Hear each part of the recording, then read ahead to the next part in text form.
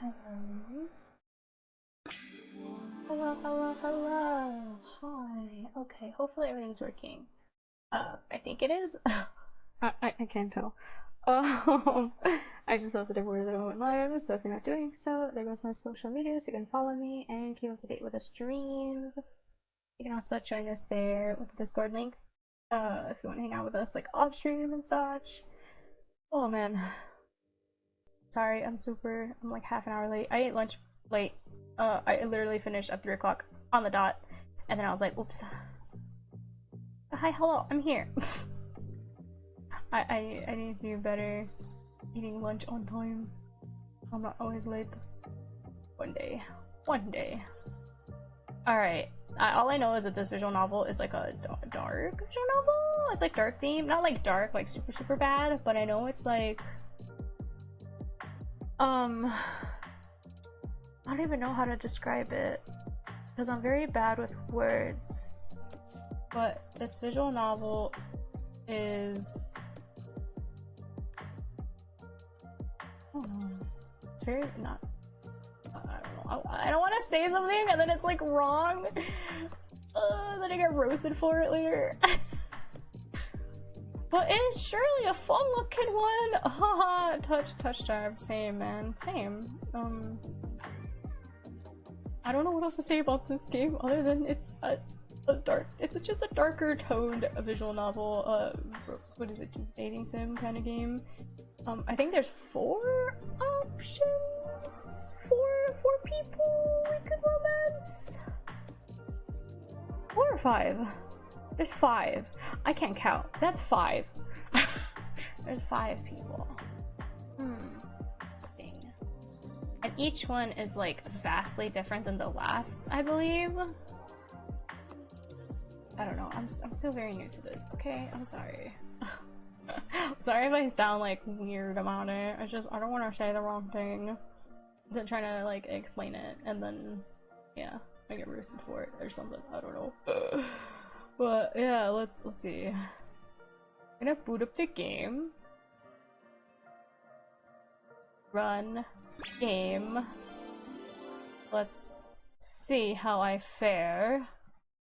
Cause I feel like I'm probably gonna do bad. It's a demo, by the way. It's an indie game, like Magic Warrior Diamond Heart and such. Actually, all the visual novels that I played have been that way. Oh, that is loud. Oh, hold on. Oh, does it? Oh, can you see it? You can't see it yet. Oh, what is happening? I clicked on it though. Please? Oh shoot, it takes up my full screen. I might not even be able to look at chat. Oh, title screen is so pretty. Why is it not bumping up? Oh no. I don't know why it's not popping up.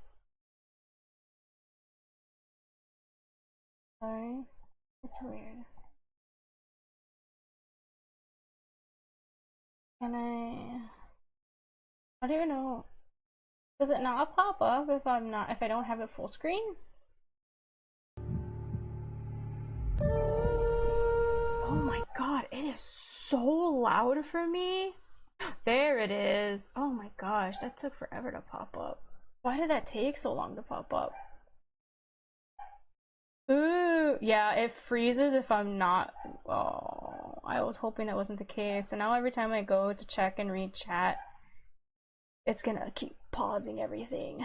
I'm sorry. I literally stream off my laptop, so this is gonna be a little finicky. This might be a little awkward. I sure hope not, but it seems like it. Can I? Okay. Oh my god, it is so loud. My ears are bleeding. Oh.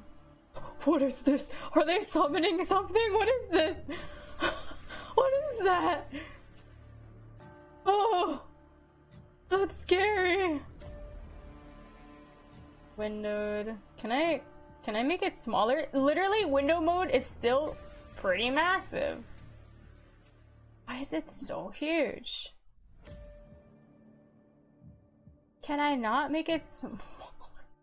Is this how I make it smaller? Yeah, that's how I make it smaller. Oh, that looks so small.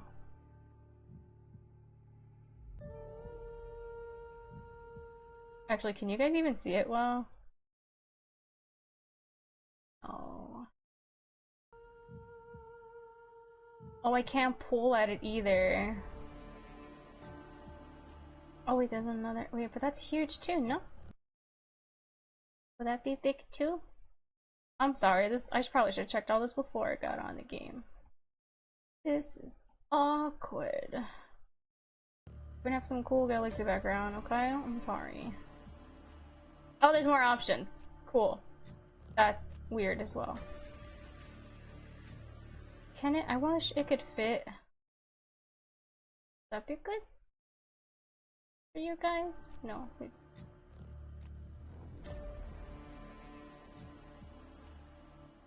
I don't know. There we go. I don't know. I'm sorry. You can tell I'm a freaking console gamer. I don't know anything about gaming on my laptop. That's good. And I can read chat and you guys could see everything as well. Let's go. Okay. Is this still really loud for you guys? I think it's okay. It's like a smidge too loud still. Okay. Word somewhere. This is so gorgeous. It is kind of loud though. But I also don't want it to be too quiet. I think that's okay. Let me know in chat if it gets a little too crazy. This is perfect. Let's go. Oh, you could see them all. Wait, what is that? CG gallery. So the 7 images I can get. Demo product. This is a demo of the TOUCHSTARVED prologue and not the finished project. Thank you. Oh yeah, if you guys would also, oh hold on, I didn't make a command for it for YouTube. That now. TOUCHSTARVED. Shoot, let me grab the link. I did make a command for it too, like I did for the other 2 indie visual novels I've played so far.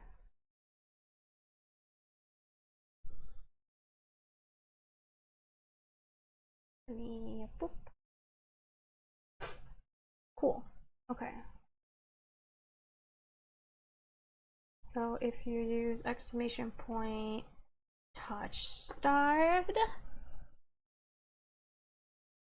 there you go. You guys can also get a link to the website if you guys would want to try out the game as well. The game is like pretty good from like what I've heard, and I've seen bits of it. That's like, I don't really know much about it. Content warning, here we go. This is the nitty-gritty of it all. TOUCHSTARVED is intended for an older audience. It contains mature content that includes, but is not limited to, horror, graphic violence, strong language, alcohol and drug references, injury, and dismemberment. Player discretion is advised. Well, also viewer discretion is advised because I'm streaming this. If you accept the content warning, please click to proceed. In TOUCHSTARVED, your choices matter. The decisions you make may result in unique dialogue interactions or even choices in red text, which contain exclusive content. Try playing through the demo more than once and choosing different options. You might even uncover a secret ending. Ooh! And remember, there are no wrong choices, only interesting ones. I like that. Choose wisely and save often. Left click is to progress text and dialogue. A mouse wheel is to rewind. Mouse wheel down is to progress text dialogue. Spacebar is to hide the UI. Oh, okay. Alt it's to activate skip mode. Okay, I'm gonna forget that. Oh, okay. Choose your name. Choose your pronouns. This world began to unravel long before you were born. Began with fogfall. Spectral mist fled from the scenes where reality wore so thin it split. And from that fog emerged monsters. Inhuman beings with unnatural powers. Some possessed language and intellect, others were mindless beasts driven by little more than the desire to slaughter. As cities fell and unrest spread, humans united in their fear while monsters thrived in the chaos. Then there's you. And then there's you. Oh, great. What are we? Oh, you are not even sure if you're human. You were born cursed. Oh my god, this is me for real. With hands that alter the minds of anyone you touch. Choose your backstory. You can choose your backstory? I already want to save. You can choose your backstory. Oh god, alchemy's always been something so interesting to me. Okay, so unnamed, a fallen oracle.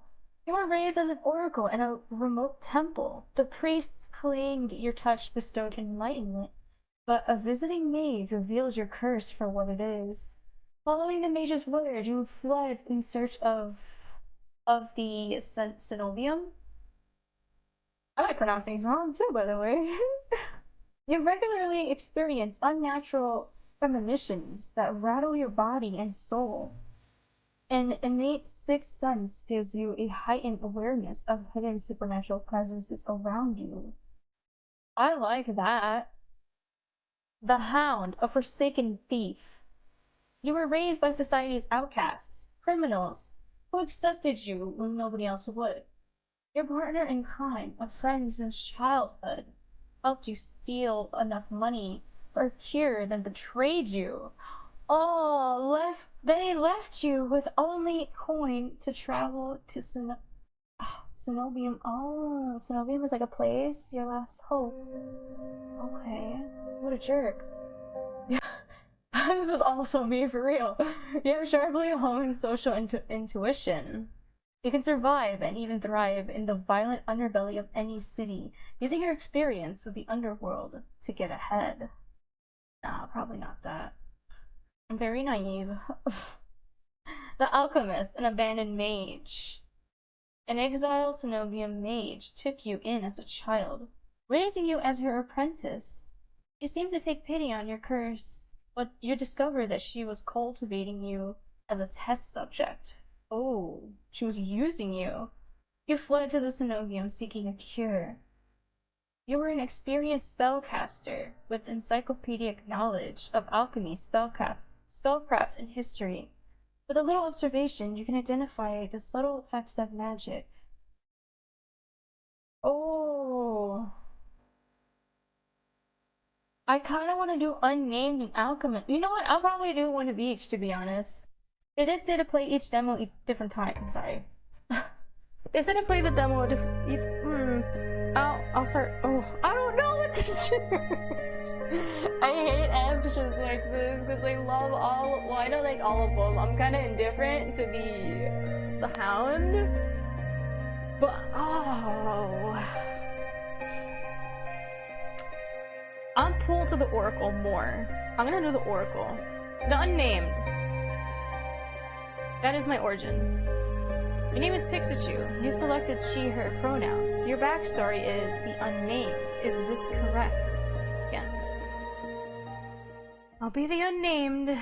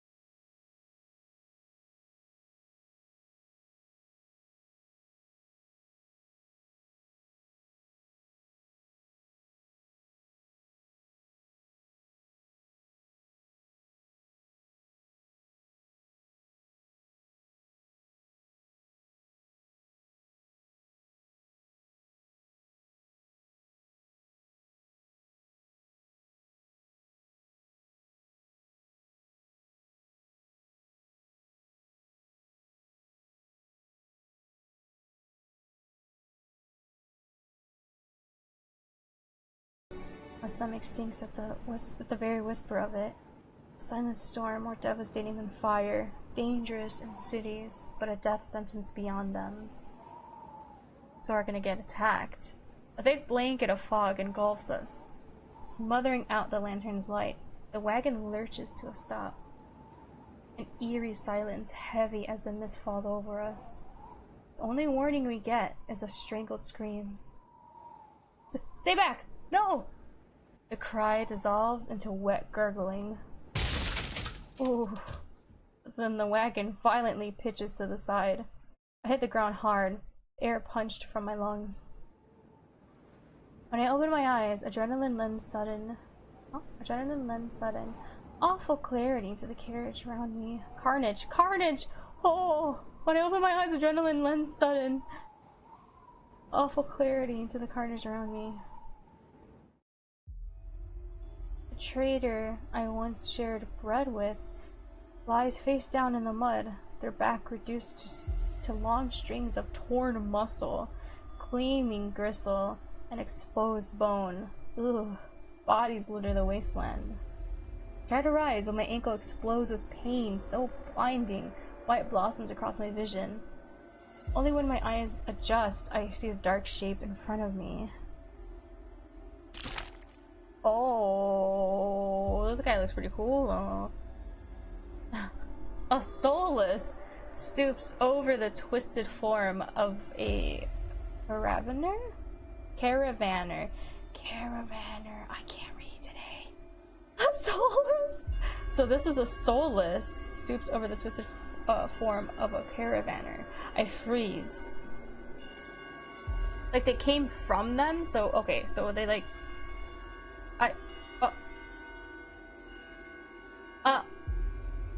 what? Okay, it didn't come back when I pressed spacebar again. I had to click. I freeze, but it swivels its head.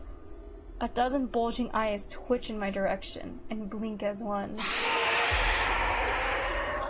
The soulless lets out an ear-splitting shriek and runs at me. Oh frick, we're dead. What a quick end to our tale. But right before it reaches me, the beast barrels past, vanishing into the mist. Distantly, a horse screams in the dark. I need to move now. Oh god, our first option! Run for the city? Head towards a wagon? What? The wagon's gonna have nothing. I'm gonna run for the city. I take off, running deeper into the haze. The fog is so thick that I fear I'm headed in the wrong direction until I see a dim pinprick of light emanating from the shadows of the spire. It's faint, but it's enough. I came too far to die here. Rapid footsteps echo all around me.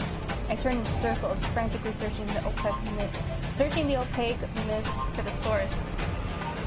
But the fog fall twists and stretches sound.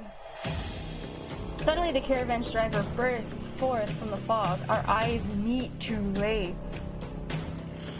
He slams into me, knocking me to the ground, and slips in a patch of mud. Oh. Wait, I slip? He slips in a patch of mud. Oh, the soulless falls on him as soon as he slows. It catches the driver by his throat and rakes his stomach with razor-sharp claws. He comes apart like a wet paper, spilling intestines and viscera in a steaming tide. Fighting the urge to heave, I claw frantically through the slippery muck for a handhold. Ah, shit. My hands gross! My hand clutches on the jagged edge of a ribbed rib? Oh, I'm jutting from the water. Gross! Bandages unfurl around the gouge, torn deep into my palm. Oh. We ripped our hand. We ripped our hand on someone's rib cage? Holy crap. The pain's quickly forgotten when a hand closes around my wrists.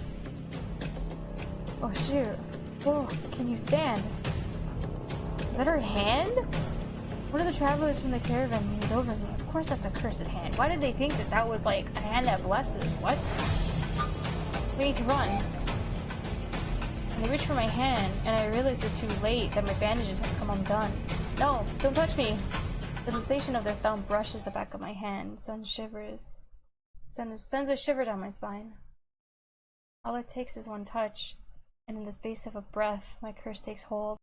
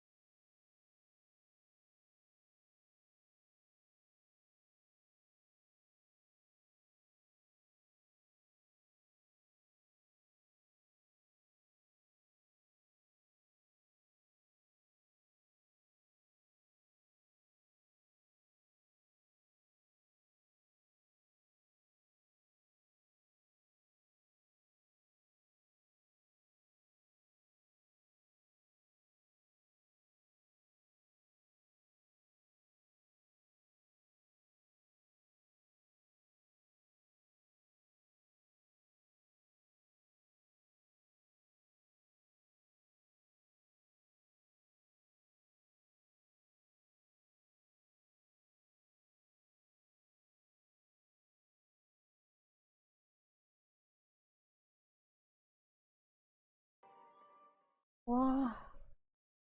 This is death. It's not as bad as I feared. Cold is gone, as is the choking stench of the bog water.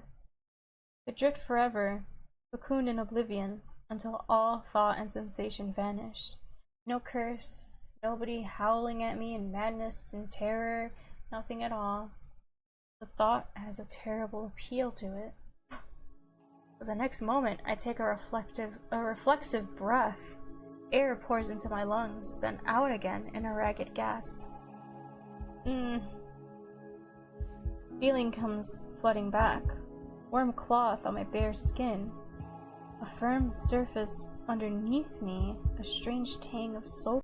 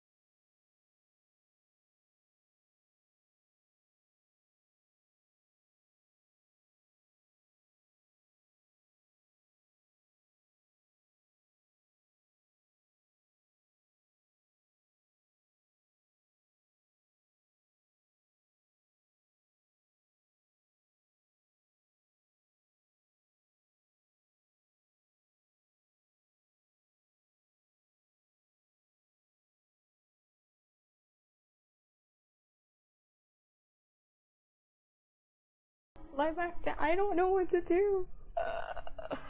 Let's sit up. I managed to push myself up on one elbow, but my head swims, and my surroundings give me an alarming lurch. Ah, a stubborn patient. Oh, frag! I don't have the strength to dignify that with a response. Instead, I pull the sheet up higher and wipe my eyes until my vision clears. Oh, hi. The stranger towers over my prone form. Warm light reflects on his pristine medical clothes. I instinctively shrink back, and that's when I notice that I'm completely naked except for a thin linen sheet. Man's stripped us down naked, lying on a low cot with a pair of sharp golden eyes watching my every move. The man's gaze flickers to my exposed, unbandaged hands. Uh-oh. I plunge my hands under the sheet to hide them from sight. Oh, it's too late. I must have noticed what they look like. And he didn't touch them? He didn't go mad? Strange. Cursed. Inhuman. I brace myself for his inevitable suspicion and disgust. But his expression doesn't even flicker from that courteous smile. He just watches in placid silence as I struggle to make sense of my surroundings. Where am I? Who are you? Be calm. You are safe here. Whoever this is, he clearly has no idea who or what I am. I've never been safe anywhere with anyone. Even the shrine of my childhood, the one sanctuary I ever knew, turned out to be a horrific lie. I scowl, pulling the sheet protectively around myself. Where are my clothes? The man's golden eyes narrow slightly. A sharp sigh rustles the papers in his hands. See, you are not to be dissuaded. Your clothes were torn to shreds when I found you, but I procured replacements. With a soft creak, he stands from his chair, giving me a better view of my surroundings. He seems to be in some sort of medical clinic. Bottles of silvery chemical concoctions line the counters in neat rows. This is such a neat room. Oh, I like this portrait painting. What is this? It looks like a window, but it's a painting. Oh, like a medical diagram. The air makes my nose twitch. A faint whiff of smoke and something distinctly metallic that I can't quite place. Oh, hi. The doctor produces a large, dense bundle of cloth, which he sets at the foot of my cot. He's easily a head taller than most, and I have to crane my neck to look at him. Wait, I want to be a good patient. I feel bad. I let myself slump back against a thin pillow, wincing when the motion jolts my head. Ah, a cooperative patient. Thank you. The words swim in one ear and out the other without much comprehension. I pull the sheet up higher with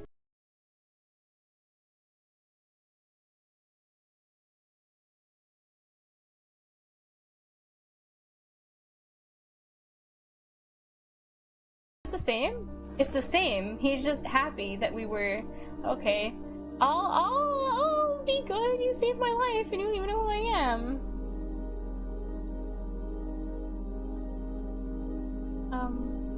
Could you step out? Of course they're gonna step out. I know he's gonna stay inside while like change. If he is like a doctor, which it seems like he is with the way everything's laid out. Thank you. I should be polite if I can, especially since I don't know who this is, what he can do, or what he wants with me. Meeting his gaze sends a hot friction down my spine. Something about him nags at me, like a half-formed memory I can't place. Did we meet them before? Like probably when we were younger? Thank you. You're welcome. I will leave you to get dressed. Yeah, see, I knew it. With a curt nod, he leaves through a narrow door. I hear a soft click as the lock turns behind him. I count to 3 in the sudden silence. When I don't hear any more footsteps, I reach for the bundle of clothes. Oh, smart. Wait till they're actually gone and not like they were faking. Oh, I don't like that. That we're so paranoid. Oh no, this is me for real. Is there glasses? An itch on my elbow stops me short. I reach down to absently I reach down absently to rub at it and freeze when my fingers meet the line stitches. Yeah, I'm sorry, I thought it said knee. Oh! Oh! I didn't mean to do that. I know what I saw. That beast took my arm clean off, and yet my arm shows no sign of injury apart from the black stitches poking through my skin. I gingerly flex my fingers, feeling my heart race at the sensation. This is impossible. I should be dead, or at the very least, gasping out my last breaths. I squeeze my eyes shut, waiting for the pleasant dream to unravel, to wake up bleeding out in the swamp. But nothing happens. The seconds tick by, and my arm remains resolutely healed. My surroundings pristine and quiet. In numb disbelief, I reach for the replacement clothes and begin stiffly pulling them on. Sorry, I can't read. They're thicker and warmer than mine were, with a black woolen cloak to go with them. Ooh, fancy! But there's one thing that's still missing. My bandages. The Golden-Eyed Man didn't leave me with any, even though I know he saw my hands. I slide off the bed and take a few unsteady steps toward one of the drawers. If this is indeed a doctor's clinic, there must be bandages somewhere. I start opening drawers at random, and of course that's when the door swings open once more. Are you looking for something? I whirl around, clutching a thick roll of clean bandages. I try to step back from him, but my legs bump against the edge of the cot. Your caution is understandable. Though, if I meant you any harm, you would know. That doesn't make me feel any better in the slightest. Who? Why? Why do people do that? They're always like, if I meant you harm, then I would have done it already. It's like, oh my god, you know what? That's true. We were buck naked on this cot. That doesn't mean... it doesn't make me feel any better in the slightest. But he makes no move toward me, so I quickly wind the bandages around my hands. The glowing scars and mottled skin disappear under a layer of clean white cotton. May I ask why you need additional bandages? Oh my god, he looks so confused. I clench my jaw. I know it would only be a matter of time before he asked about my hands, though the way he does it is strangely roundabout. I mean, he saved me. I wanna say nothing, glare at him, decline to answer. I can't just tell him. I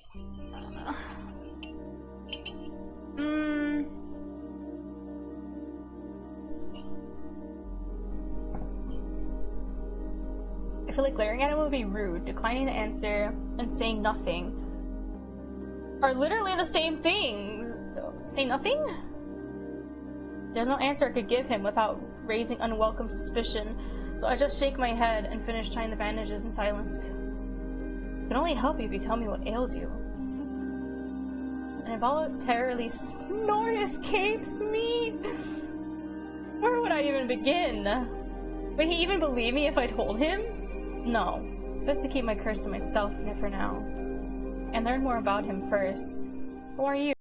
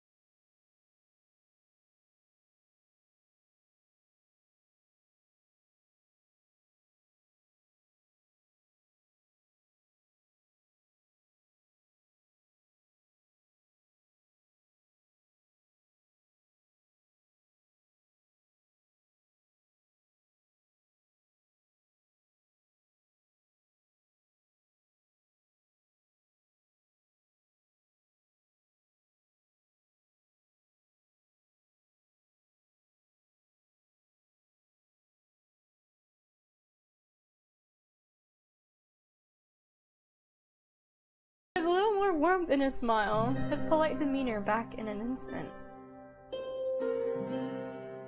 I want to know why he saved me.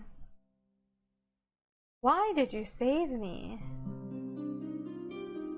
If there's anything I've learned, it's that everybody wants something.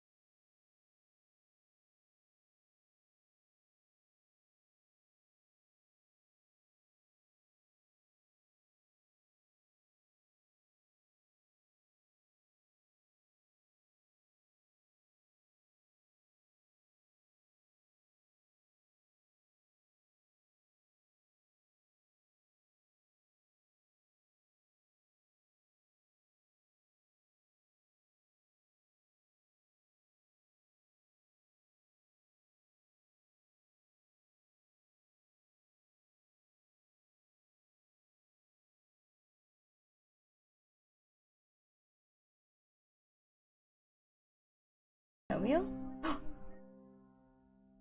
Yeah, he got really angry at that.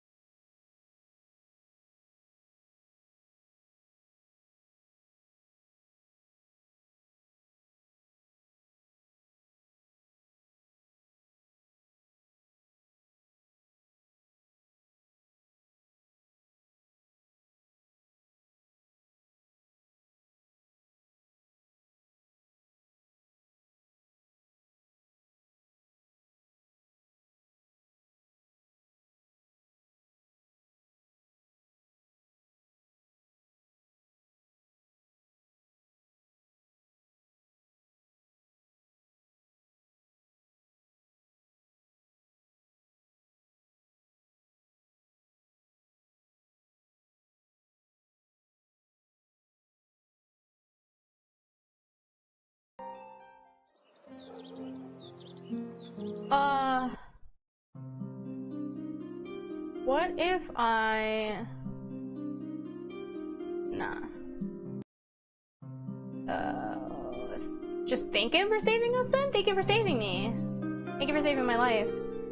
My chance to smile in return. Even if he won't explain how he did the impossible, there's no doubt in my mind that I'd be dead if not for chorus. Think nothing of it. Oh, he wasn't taken aback. He was totally fine with this. Alright, I might go the other route then. I'm not sure if he's just being excessively courteous, but his words only raise more urgent questions. But I have to ask, why did you save me? You don't know me. Oh, you ask anyway. You ask anyway? Interesting. Question seems to startle chorus.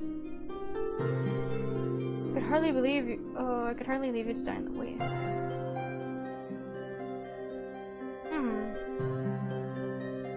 Yeah, you're pretty curious yourself.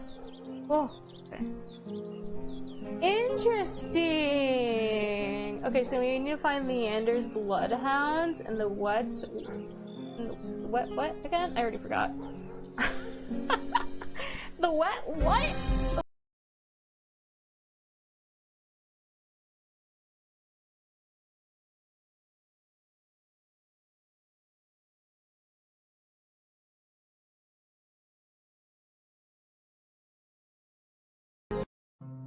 Interesting.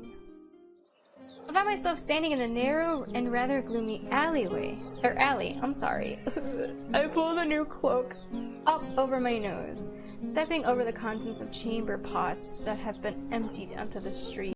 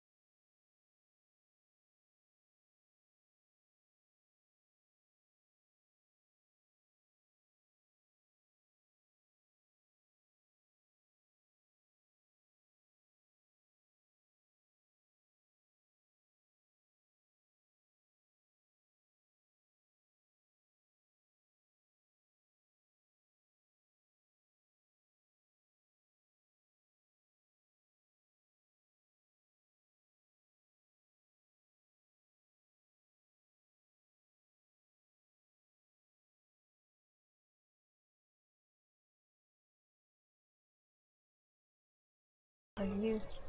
I know Iridia was a river city, but I didn't expect it to look so eroded. The buildings are tired and dilapidated, all crammed together in narrow streets. There's something else. A charge? A charge?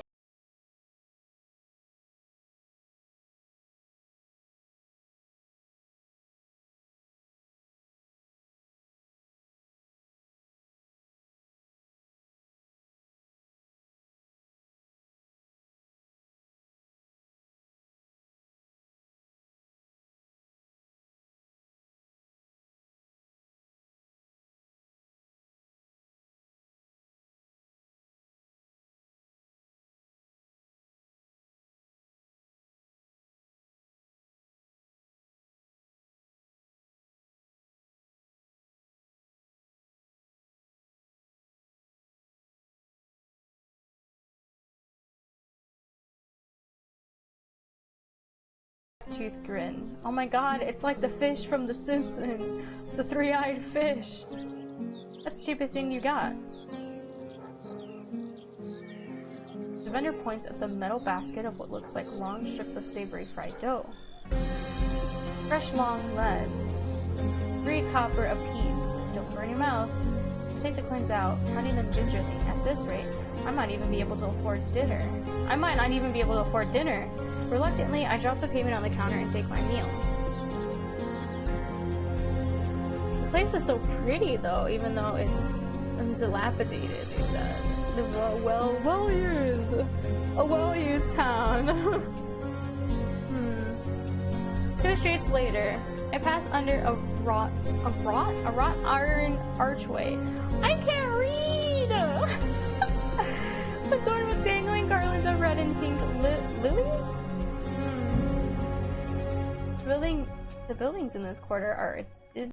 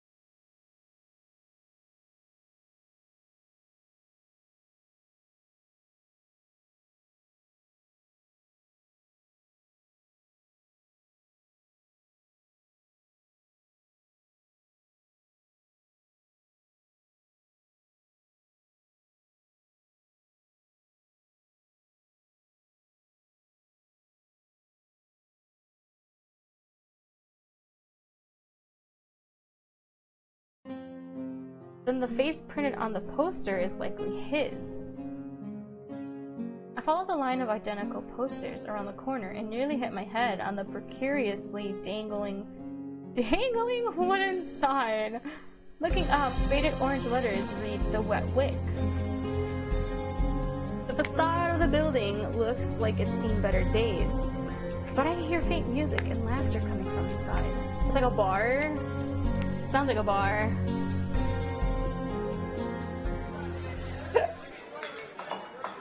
Excuse me. This is a bar! Inside of the bar is a far cry from the abandoned exterior. It's not even midday, yet most of the tables and booths are occupied by a loose assembly of people in matching green cloaks. Bustling bars are not something I'm used to. Excuse me, but I steel myself with a deep breath before pushing forward. A cursory glance doesn't turn up anyone with a dagger-shaped earring. I'm about to head towards the counter when a chant rises from the center of the room. Show! Show! Show!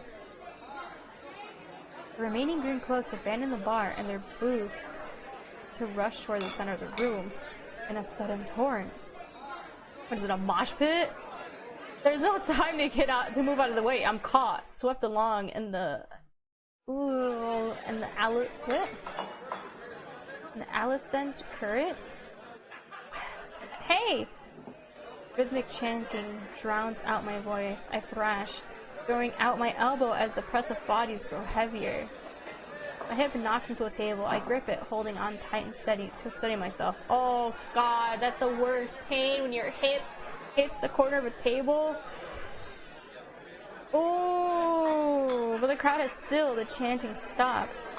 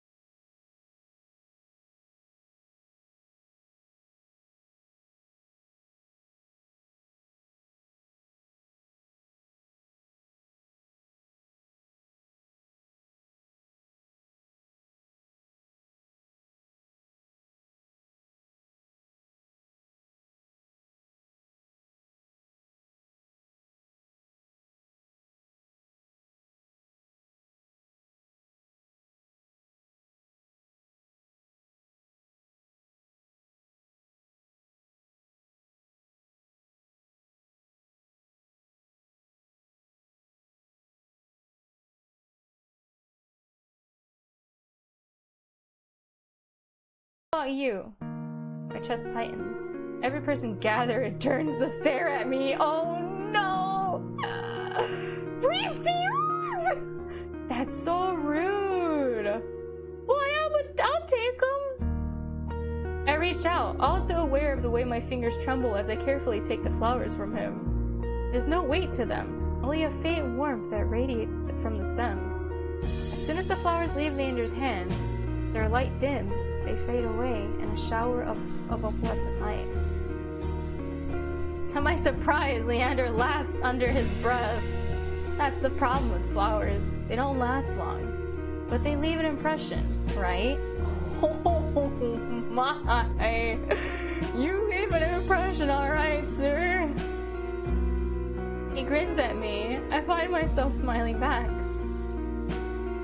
Oh my god, that's such beautiful.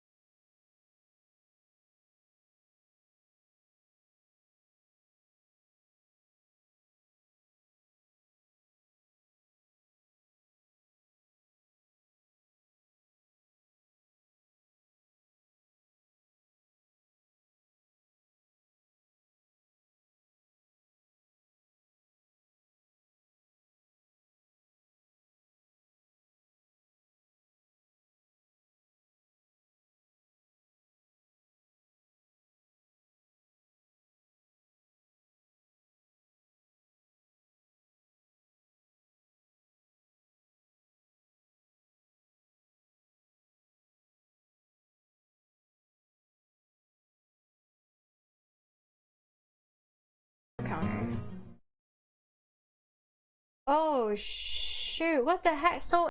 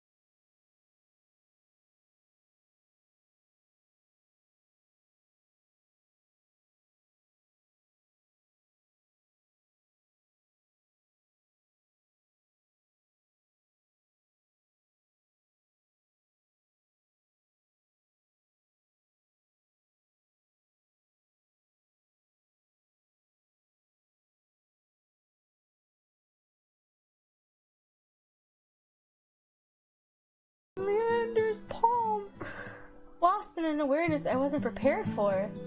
I've been with other people, kissed them, been embraced by them, and more, but not like this. My fingers, long deprived by years of bandaging, pick up every single detail. The grooves of his palm, the smooth shell of his nails, the pulse of his heart. For as long as I have lived, I've never been able to hold someone's hand, not without dire consequences. I never realized what I was missing until this moment.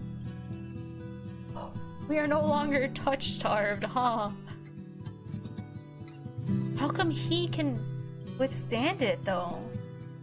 While Leander's pulse is steady, mine is hammering as fear gives way to excitement. Oh my god, keep touching him or let him go! Oh, Jesus Christ! What if we keep touching him? Is he gonna blush more if we keep touching him? My hand glides over Leander's wrist and up his forearm, where his smooth skin abruptly gives way.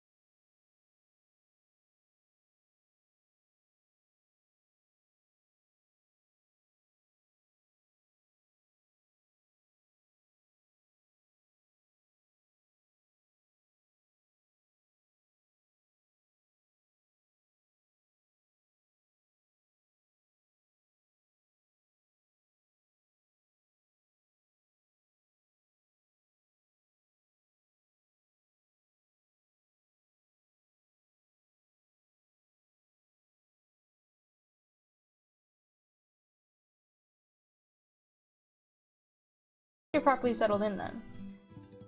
And he's gonna find us a place to stay.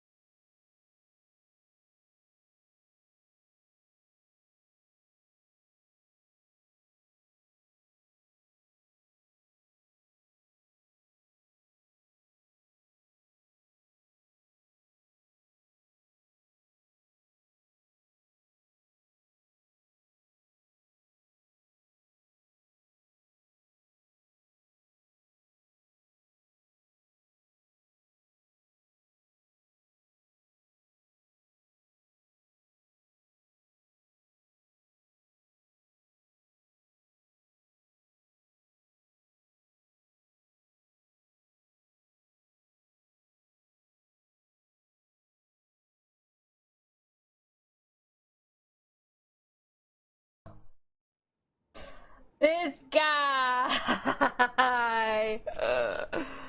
Oh no, holy cow. This guy. His escapades? Well, he was genuine about it. Not genuine about it, but he was, I don't know. He tried to brush it off like it's nothing. Yeah, sure. I don't know, man. That was a big doozy of a secret, too, so makes sense.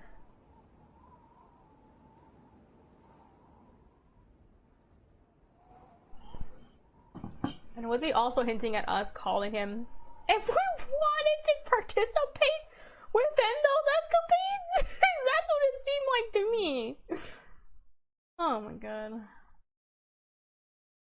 This guy. The air clings, sodden and heavy. Without the morning crowd, the sunless streets look barren and bleak. Even the peddlers are long gone. Only a pair of crows. Man, I cannot read. I am so sorry. Only a pair of crows remain quibbling over stale crusts in a gutter. Feel a ridiculous pang of envy. At least they've gotten a reason to fight. I've never felt so lost. Koros and Leander both made it clear that the Cenobium can't be trusted. But it came so far, endured so much. Yeah, we literally lost a freaking arm on the way here. Almost our life. I need to see the Cenobium for myself, if only to satisfy my curiosity. I should have asked someone at the bar for directions before leaving. They wouldn't have given it to you! They literally, like, gave you a death glare and said to kick you out as soon as you mentioned it. They would not have given you directions. Even curiosity is not, no. I would stop even trying to go there. I'm about to turn back when a shadow passes over me. Cloud, I think, until a puff of hot breath tickles the back of my neck. Oh, not again! The shadow runs down the street in rivulets. Formless dark spreads the ink into blotted shapes. Claws stretched. A muzzle splits open to reveal long, jagged teeth. The growl rumbles so low and deep, I feel it. I want to run, to scream, but I feel trapped, as though the slightest movement or a single breath will snap the jaws run shut. No, I won't let it end like this. If I'm gonna die, I want to see what got me first. I steel myself, then turn! Nothing? The shadow vanishes as quickly as it came. I'm left standing in the middle of the street, alone, except for a figure reclining in the shade of a nearby stoop. Oh!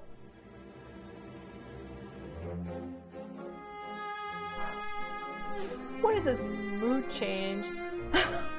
A monster! That much is clear from a glance. A monster? How? They don't look like a monster to me. One that could nearly be mistaken for a human. Were it not for the tufted ears, the tail curled around his ankle. With the dusk pink eyes, with pupils that sharpen like needles. When they fall on me, our eyes meet and the monster uncrosses his long legs. His hair gleams in a shade of red that reminds me unsettlingly of blood, where it curls around the collared throat. Jumpy, aren't you? Well, not the point of how they introduce themselves! His tone is so light and carefree that I glance over my shoulder to make sure he's speaking to me. When I look back, the stranger props his chin on his knuckle and regards me with an inscrutable little smile. Inscrutable? And didn't you see the shadow just now? It was massive, moved like a beast. Even as I speak, I'm aware of how ridiculous I must sound, but the stranger's smile doesn't falter. The only beasts I've seen are the wig-strewn regulars, though this did catch my eye. Is that my key? With a flirt, hold on. Okay, with a flourish of his hand, my key appears dangling from his finger. It turns on his chin, glittering when it catches the light. I can't. This, With a flourish of his hand, my room key, my in-room key appears dangling from his finger. It turns on its chain. I can't read. Glittering when it catches the light. My hands fly into my cloak's pockets, and sure enough, find them flat. He crooks his finger, beckoning. Stop! Does he work over here? Does he work in the entertainment district? It looks like someone who'd work in the entertainment district. He's got it. Look at his outfit. Jesus Christ. Oh, is that a side poking out of there? Does he have his sides exposed and his thigh? I already taken 2 steps forward before some stifled instinct stops me. Stifled instinct stops me. Something's wrong. I'm still on the edge, throbbing with so much adrenaline that the stranger's shadow flickers at the edge of my vision. I always attracted the worst kind of attention, but I can't get rattled now. No, we're gonna act like that's not our key. We already inched closer to him. Where did you find it? Who said that's my key? Who said that key's mine? He smiles wide enough to reveal pointed canines. Oh, stop. And he has... Oh, no. I saw you drop it. You really should be more careful. A city like this, somebody might take advantage. A bald-faced lie, said without a hint of irony. I can't figure out how he picked my pockets under my nose, but I'm certain he took my key, and I need it back. I approached the man, careful to keep it arm's length away. It doesn't look dangerous, but the most deadly ones never do.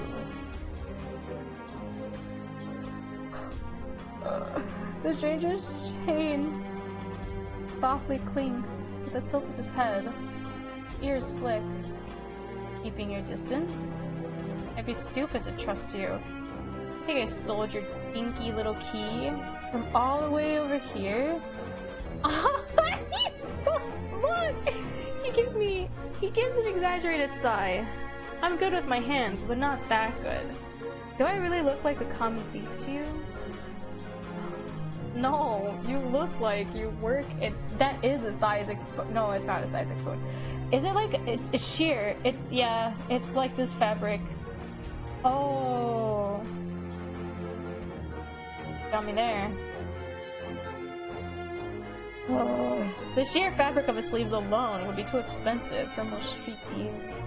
Hell, his shoes look like they cost more than I spent traveling here. And then there's that shop behind him. No matter the city, hearted pink curtains only ever mean one thing. Huh? I'm not looking to buy, and I doubt I could afford your services anyway. Oh! Did his ears just flick forward? They did! Luckily for you, I don't charge. Oh. The man runs the tip of his tongue over a fang. Oh. For the first time since I stepped into that shadow, I feel something other than dread. Oh no. My face grows hot. That's not what I meant. I'm flattered, really. Where sex my trade, I might make an exception for you. How about half off for a hand deal? Or you could just hand over my key, ask nicely, and I might even let you tug my tail. Oh my god, just throw it here. So some spindly little street urchin can snatch it and run? He raises my key and tilts his head so he can watch it dangle back and forth. I suppose I could just claim your room for myself. Not that I'd be caught dead slumming in the whip with the rest of those slack-jawed imbeciles. Oh, he's so fancy. You're obviously not from around here, so tell me, traveler. What misfortune brought you to this wretched place? His voice practically drips with derision. I'm not telling you anything. Oh? What could have possibly drawn you to this dreary little pig pen, I wonder? He listlessly watches the arch of my key swing around his finger. The weather's shit. The food's dreck. And there's entirely too many monsters for a human to feel safe. Unless... Dagger's sharp eyes flick towards me. They gleam with amusement. Unless you're just dying to consort with monsters. By now, my embarrassment has worn away, leaving simmering impatience in its place. If this is a shakedown, it's the most frustrating one I've ever heard of. How do I flirt back?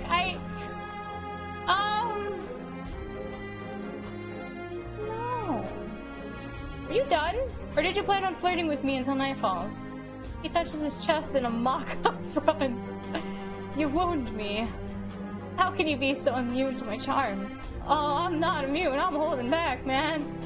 You're about as charming as an ox and half as subtle. I suggest you go practice your seduction on someone interested. That earns me a burst of breathy laughter. How about you teach me the ropes? Show me a thing or two. The more he flirts, the more convinced I become that this is some kind of trap. No matter how innocent monsters look, they always have tricks up their sleeves. Something tells me that this one's more dangerous than he lets on, even if he has a lovely laugh. I don't know what you want or why you're messing with me, but I'm not coming any closer until I know you aren't going to attack or bite.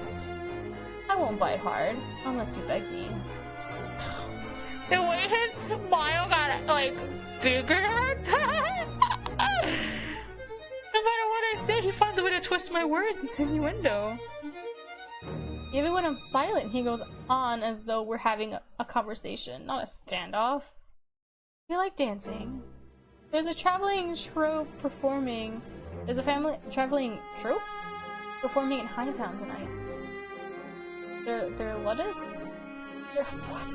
They're elitists? It is utterly exquisite. I don't know these words. He's too fancy for me. Truly a performance to die for.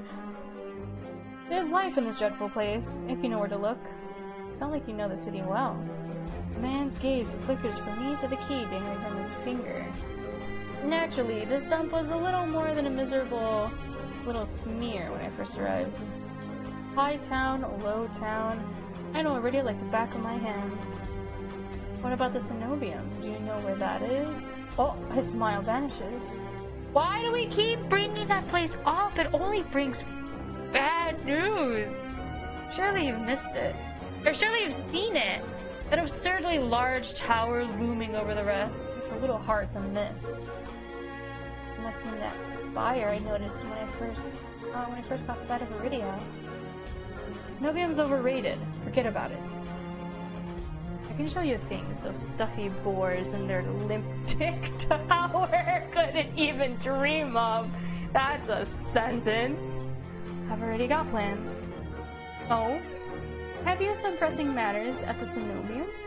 Lunch dates with librarians, tea time with the most esteemed Abyss? Abyss? That's my business. What's it matter to you? Square my shoulders and the amusement bleeds out of him. Your loss. The stranger, finally bored of his tedious game, extends his hand towards me. Hi, how you doing? Extends his hand towards me. The key rests on his palm, neatly dividing skin and leather. When he makes no other move, I reach for the key. But as soon as my fingers graze smooth brass, my hand springs shut around my elbow. Hey! Oh, frick. He yanks me down and I stagger, my soul slipping in the steps. For a sick moment, I fear my bandages will unravel under his touch, but he's careful not to disturb them even as his fingers dig into my arm. I knew I smelled blood. You reek of death and the road. His eyes changed too. And that fucking doctor! His voice, once silken, lowers to a smoky growl. Shadows around him seethe and boil as he pulls me closer. Something else. He murmurs against my throat. Oh, please, my neck is my most sensitive spot. No one's grazing my jaw. Let go. I try to twist, but he doesn't budge. His breath trails down my neck, sending a thrill of dread through me. Just when I fear he'll bite, he takes a deep whiff instead. His wide, flat eyes gleam with naked hunger as he gazes up at me. Not quite human, not quite monster. Seems we're both. There. There? His name's Ver? Wow. The stranger's ears flatten, and he releases me with a short breath. I yank my arm back, massaging it where his grip left grooves on the bandages. The stranger twists around to watch a woman duck out of the curtains behind him. Her pressed uniform marks her as a cleric of the Synovium. Oh? I leave you all for what, 10 minutes? And you're making trouble again? What game is it? This is, TOUCHSTARVED. Oop. This is TOUCHSTARVED. It's in my title as well. This game is like so good. It's currently well, yeah, in a demo phase. You can find more on their website there. If Nightbot ever decides, there we go. Yeah, it's a demo visual novel. It's really good so far. I'm loving this. It's so good. Yeah, no problem. I'll leave you for what, 10 minutes? Oh yeah. Oh, who are you? Quit harassing the tourist! Oh my god, his smile! The stranger Ver, I take it, rolls his eyes and flashes the cleric a withering smile. So suspicious. Can't you see this is a friend of mine? A natural liar. He grins at me and his tail swishes minutely. The woman purses her lips at me, clearly unconvinced. I open my mouth to correct him, but Vera cuts in. I was graciously offering my dear friend some free advice, though his voice remains light and cheerful. His expression darkens. Danger's drawn to you like a moth to flame. It will always find you given time. The woman clicks her tongue as though she's heard this cited 102 times. Which, word of advice, don't take free advice from lazy foxes lounging in the streets. This crooked one would sell water to a drowning man for the sheer enjoyment of it. He shrugs off a wilting look from Burr. Oh, please. Any friend of yours knows it's true. Now hold still.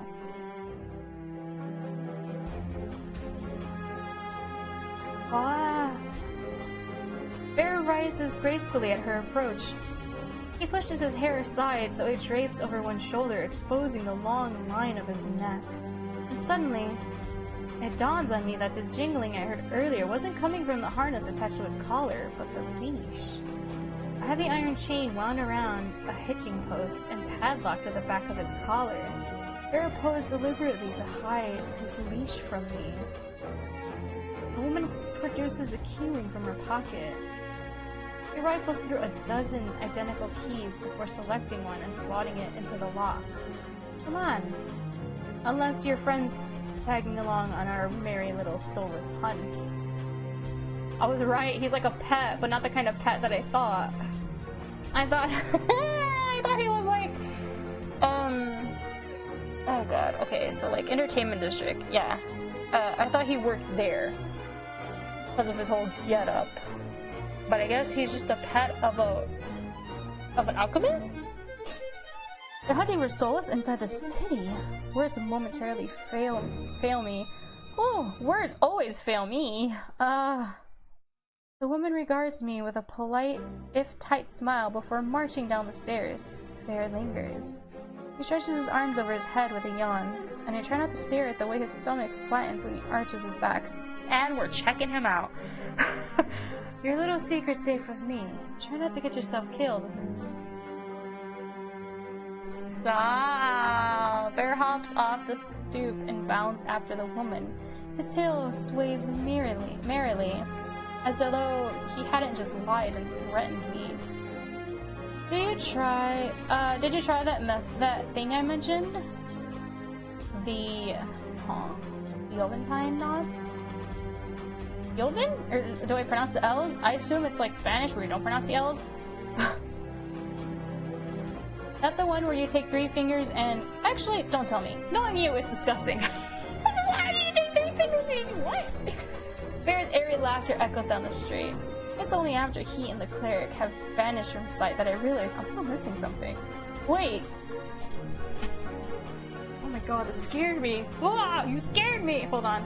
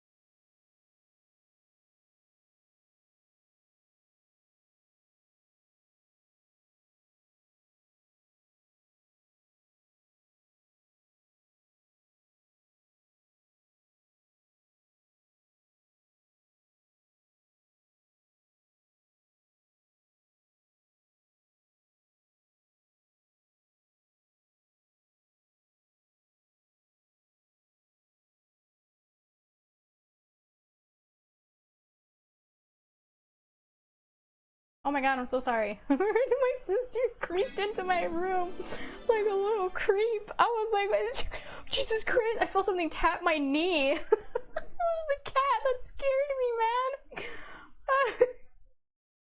Oh man, that was spooky. Oh man. Okay, I'm sorry. I am back. They're gonna come back in to feed, Oh, hi baby. They're gonna come back in to feed Gizmo. I know, you want dinner. They're getting your food. I don't have your food in here. This is my bedroom, baby. You know that. Your food's over there. It's in the kitchen. Yeah. He wants attention now. Okay. Reflexively? I shove my hands into my pocket and find it. The room key. Oh. I pull it out of my pocket and raise it to the light just to be sure. A nagging feeling distracts from my relief. I don't know what Ver's game was, or what he wanted from me. All I know for certain is that the Synomium saw fit to leash him, a fate I could share. If that's what his vague warning meant.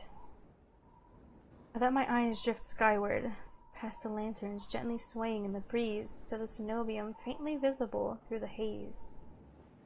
This one glimpse is all I need, then I could put this all behind me. This time the key goes into my coin purse for safekeeping. Wait, what happens if I was flirty with him? It's easy enough to follow the sluggish river that spills Iridia in two. A colossal bridge arches over the dark water below. Hold on. What if I'm flirty with him? Ha! Look at the downloading. Jesus, oh god. His outfit's my favorite. His outfit's my favorite. Oh no, I love foxes. I love kitsune. They're like my favorite thing ever. This. Where did you find it? How did you even find it? The key, I mean. What can I say? I'm a sucker for shiny things. It smiles wide enough to reveal pointed canines. I saw you drop it. You really should be more careful. City like this, somebody might take advantage. Bald-faced lie said without a hint of irony. Okay. Can't figure out how he picked my pockets under my nose. I'm sorry. Okay, so this is the same then? Flirt back! That earns me a burst of breathy laughter. He gazes at me under his dark lashes. Aren't you funny? Could you be any more obvious? Wait, what did I say?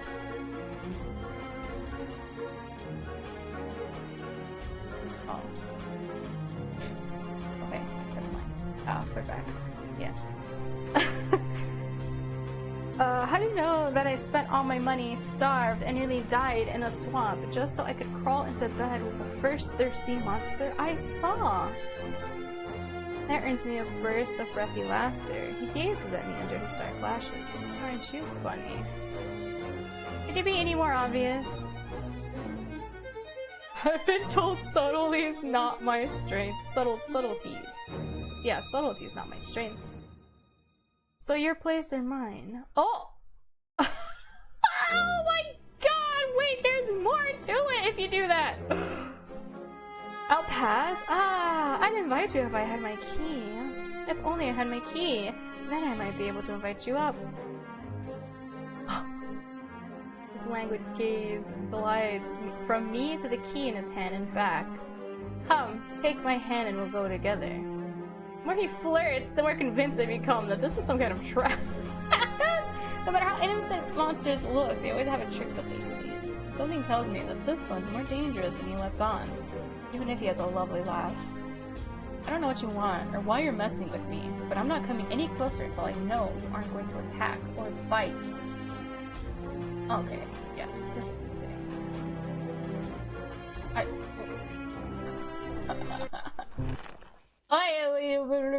Okay, it's the same. It's the same. We don't really flirt back. We just do a little.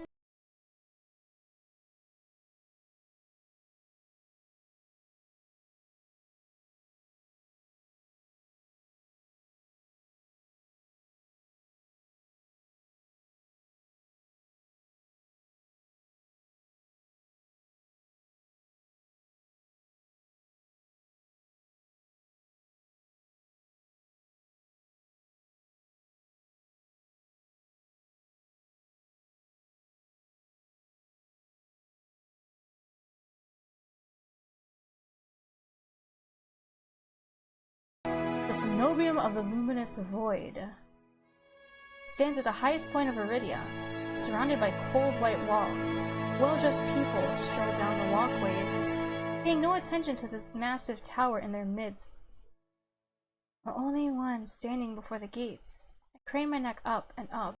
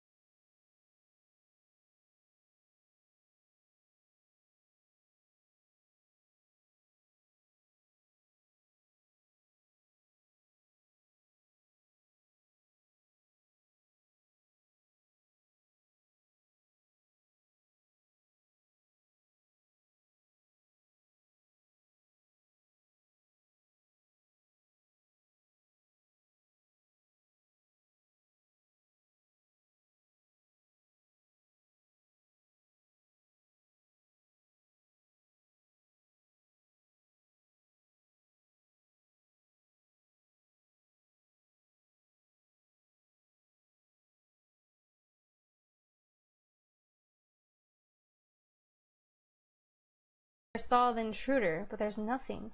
Just the leaves blowing gently in a cool breeze.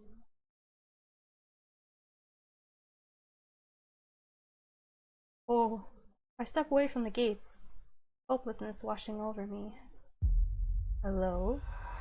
A whisper so close I can feel the warmth brush of breath on my skin. I instinctively jerk away, but there's no one beside me. Halfway down the staircase, I spot a woman swaying in the breeze. She's gaunt as a rail, her blouse moth-eaten, unable to take my eyes off her. Not because of the way she smiles a little too widely, or the way her toss of braids look unbrushed for days, but because her eyes shine vibrant, unnatural crimson.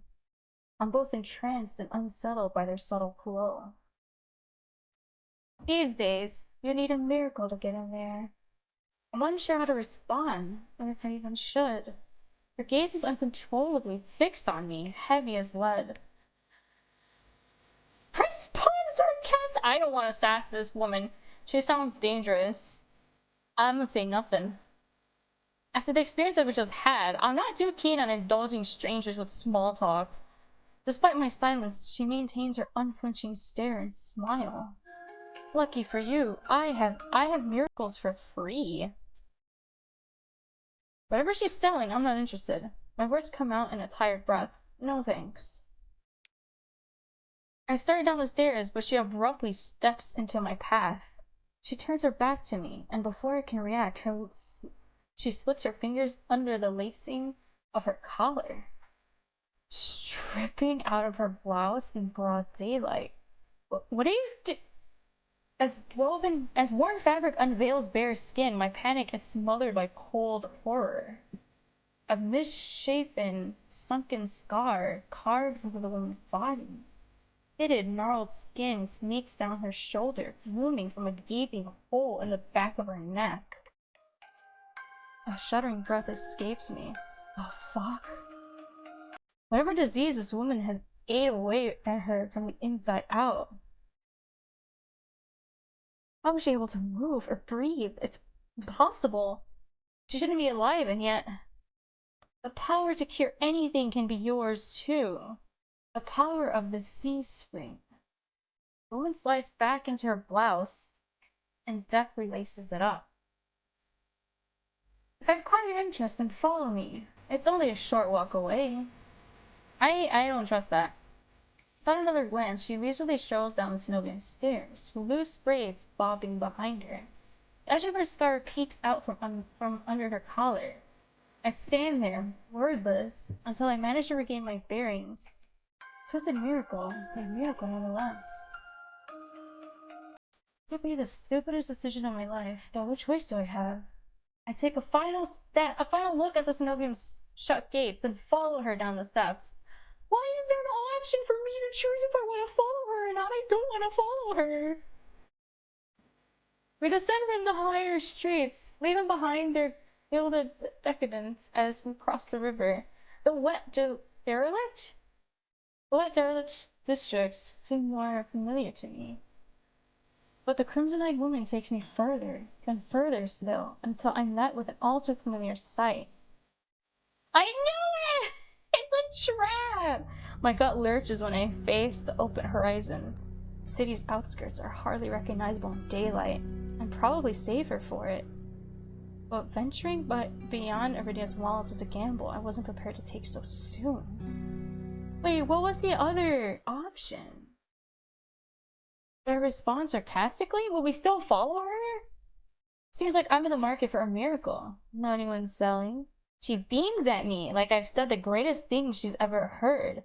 Lucky for you, I have them for free. Whatever she's selling, I'm not interested. Words came out in a tight breath. No thanks.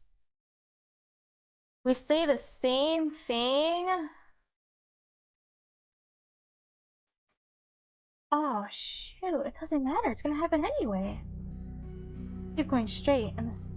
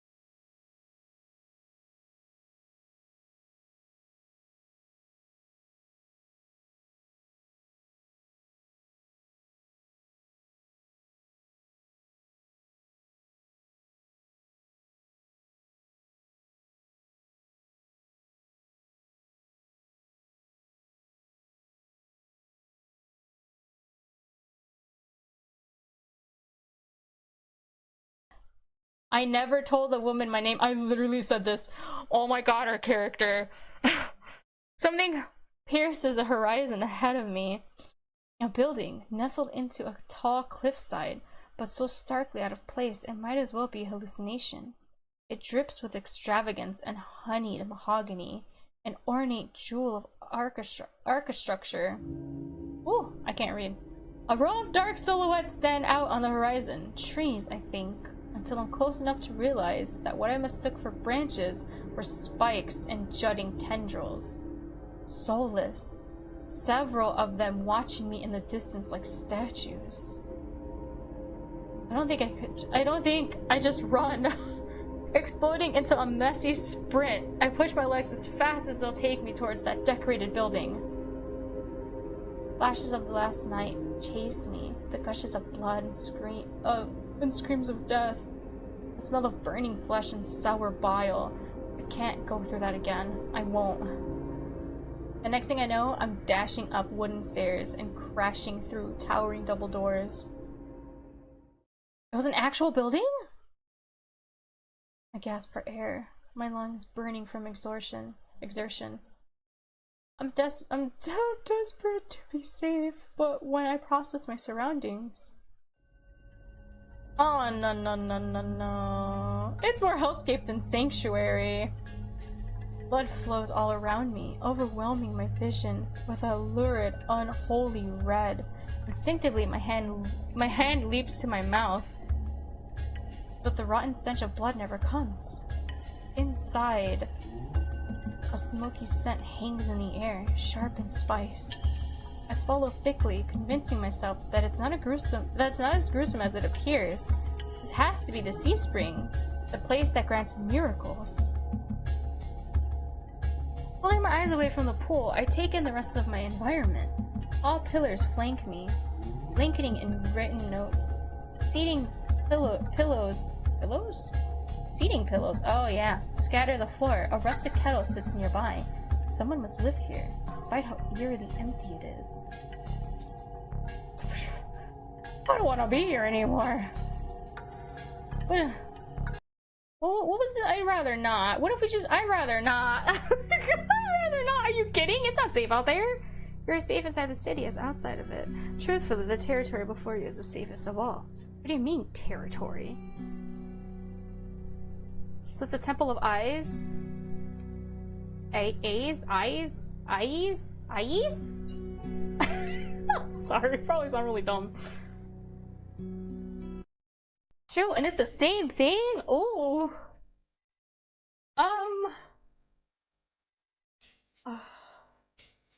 Let's see what it is. All out. Hello? Is anyone there? The voice echoes across the cavern without response. I approach the paper-covered pillars. Maybe something here can tell me more. I reach for... Why is there an option for even this? The bottommost? I reach for the note at the lower end. It reads... They watch me through the mirrors. They won't stop rearing. They won't stop staring. They know what I did. But they won't have me. Safe now. Safe now. Safe now. Oh, I'm not reading that. The writing deteriorates into unintelligible scroll. Before I can ponder it further, a sharp chill runs down my spine. He's watching me. Quickly set the note back, my eyes darting around the wooden deck, but it's empty. It's still empty, vacant. Wait, what do the other notes say? Closest one. This one? I reach for a note in front of me. It reads, Dear Mother, don't cry for me. I'm sorry I didn't say goodbye, but we'll meet again in another life. I love you very much. From Iris. P.S. If you ever see me, never speak to me again. It's written in perfect cursive. I've never seen such beautiful handwriting. Okay, hold on. Gizmo wants to leave my room. I'm sorry, I'm muting myself too fast. Give me a minute, I'm gonna kick him out of my room.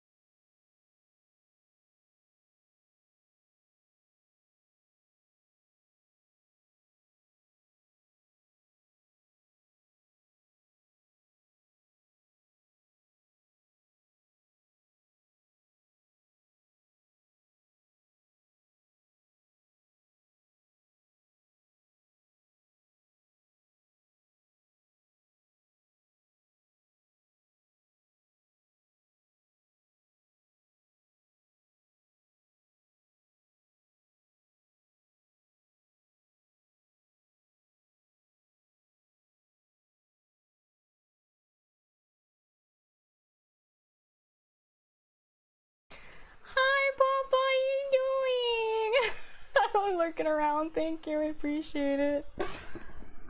Oh, that's embarrassing.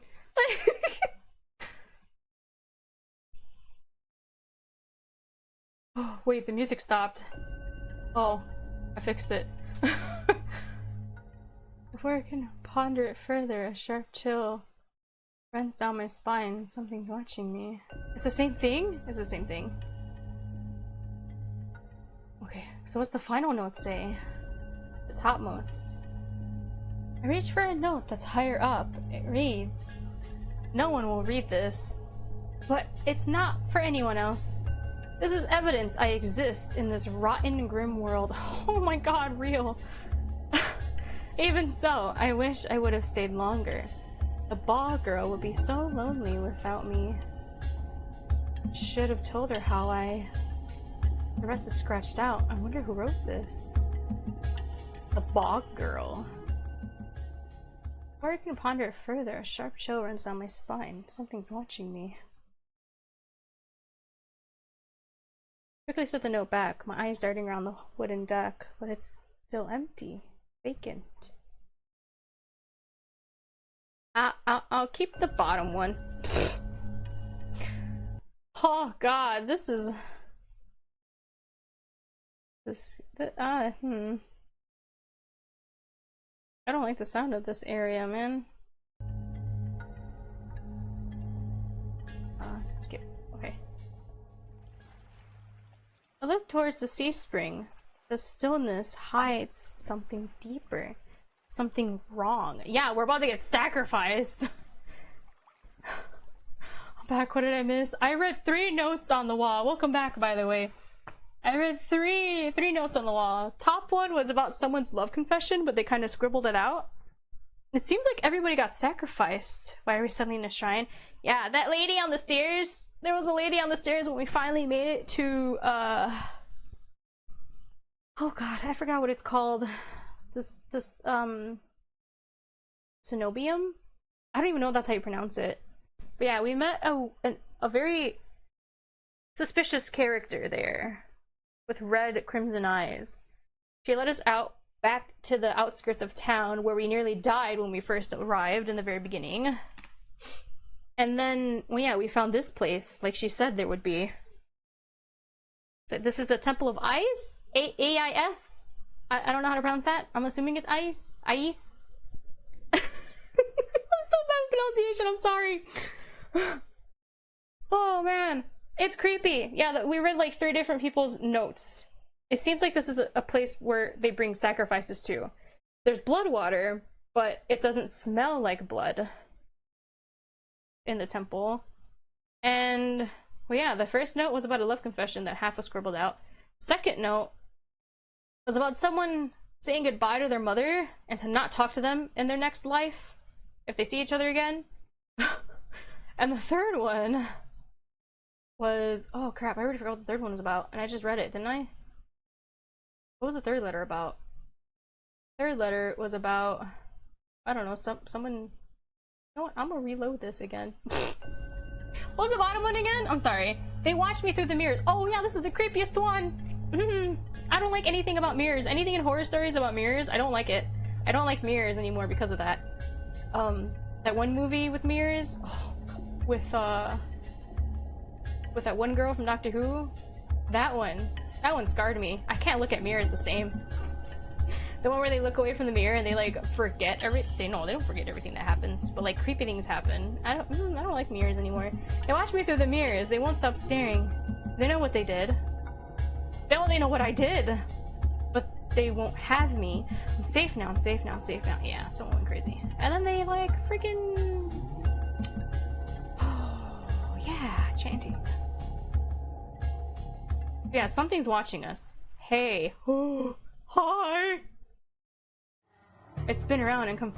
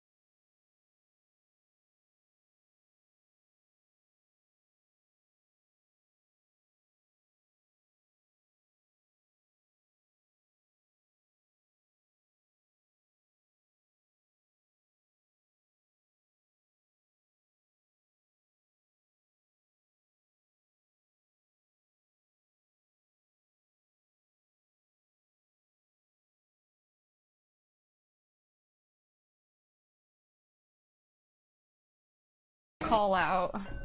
Stay silent. I mean, he didn't hear us anyway, but... To the bottom one.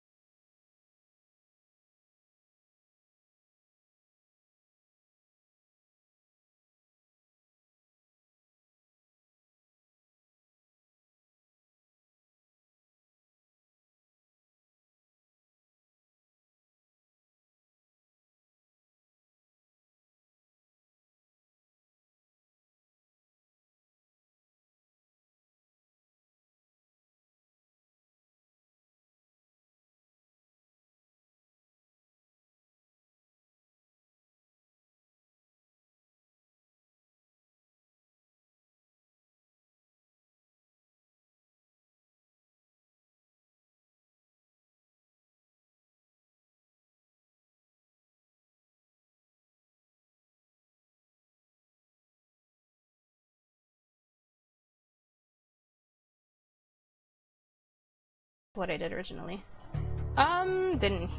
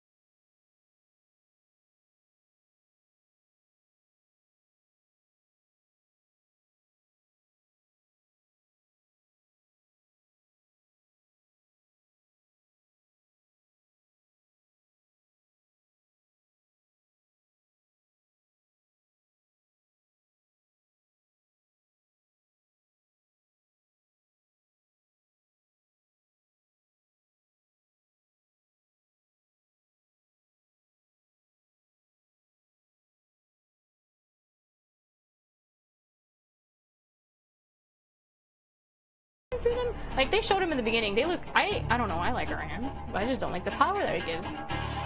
I grip the edge of the bandages. Stop. Wait, but I thought you wanted to see them. With a weary sigh, the man slides off the beam and lands with a thud that shakes the panels underfoot. He's a monster, with an imposing figure that towers over me. I didn't tell how tall he was before, but he's big. Illuminated by lantern light, his features are stronger than sharper. Okay, I like the sound design of this game. Subtle clinks of metal accompany each of his footsteps. The closer he gets to me, the faster my heart pitches. What does he want? Is he gonna kill me? I step backwards.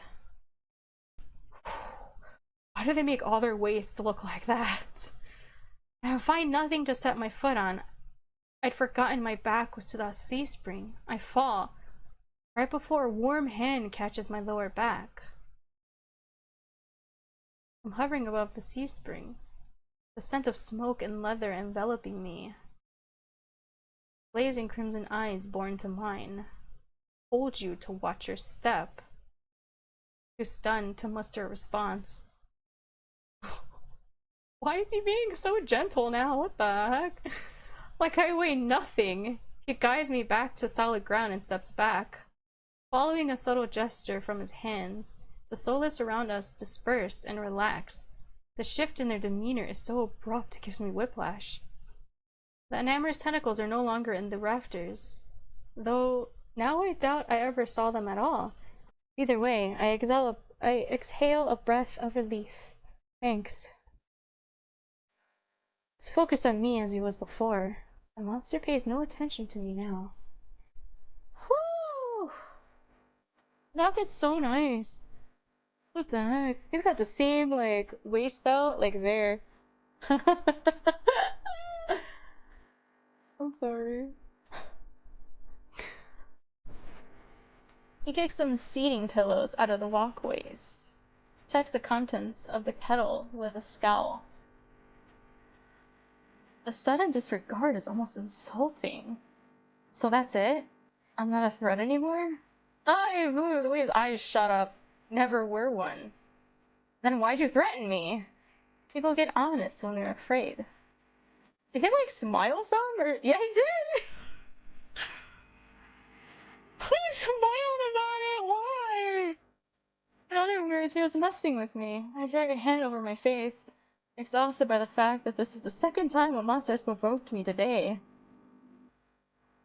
Oh, your eyes, aren't you? Wait, how do you pronounce this? Where's...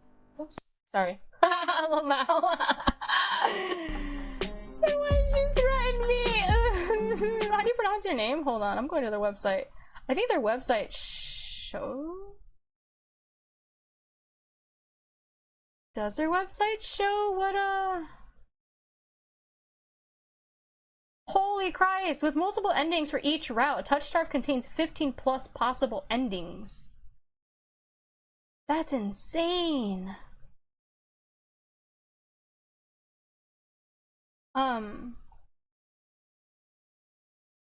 How... Naturalist, okay, but...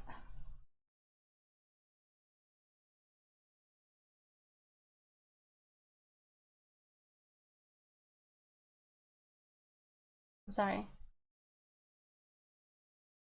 Oh, that's me. I thought they had a how to pronounce the characters' names on the website, but I guess not.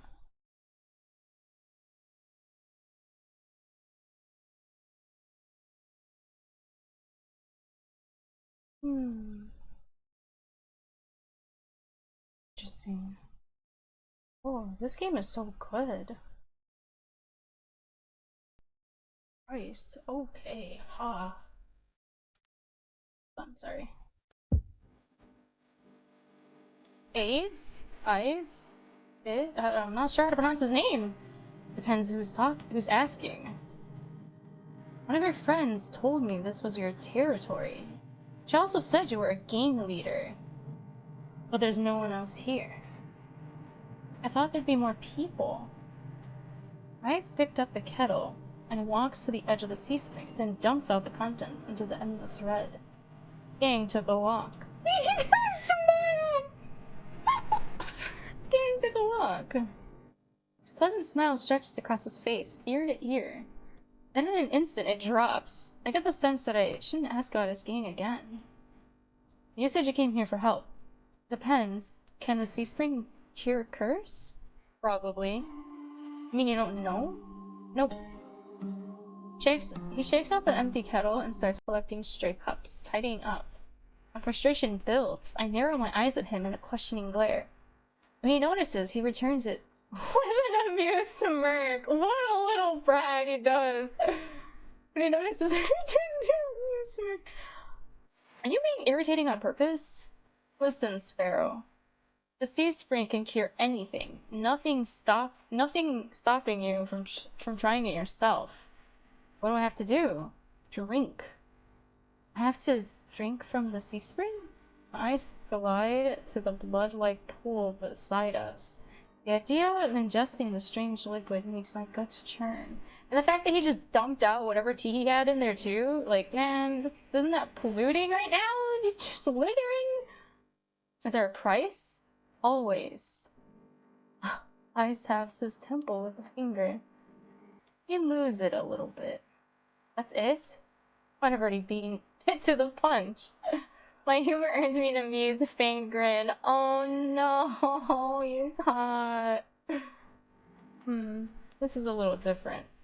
When you drink from the sea spring, you forget who you are.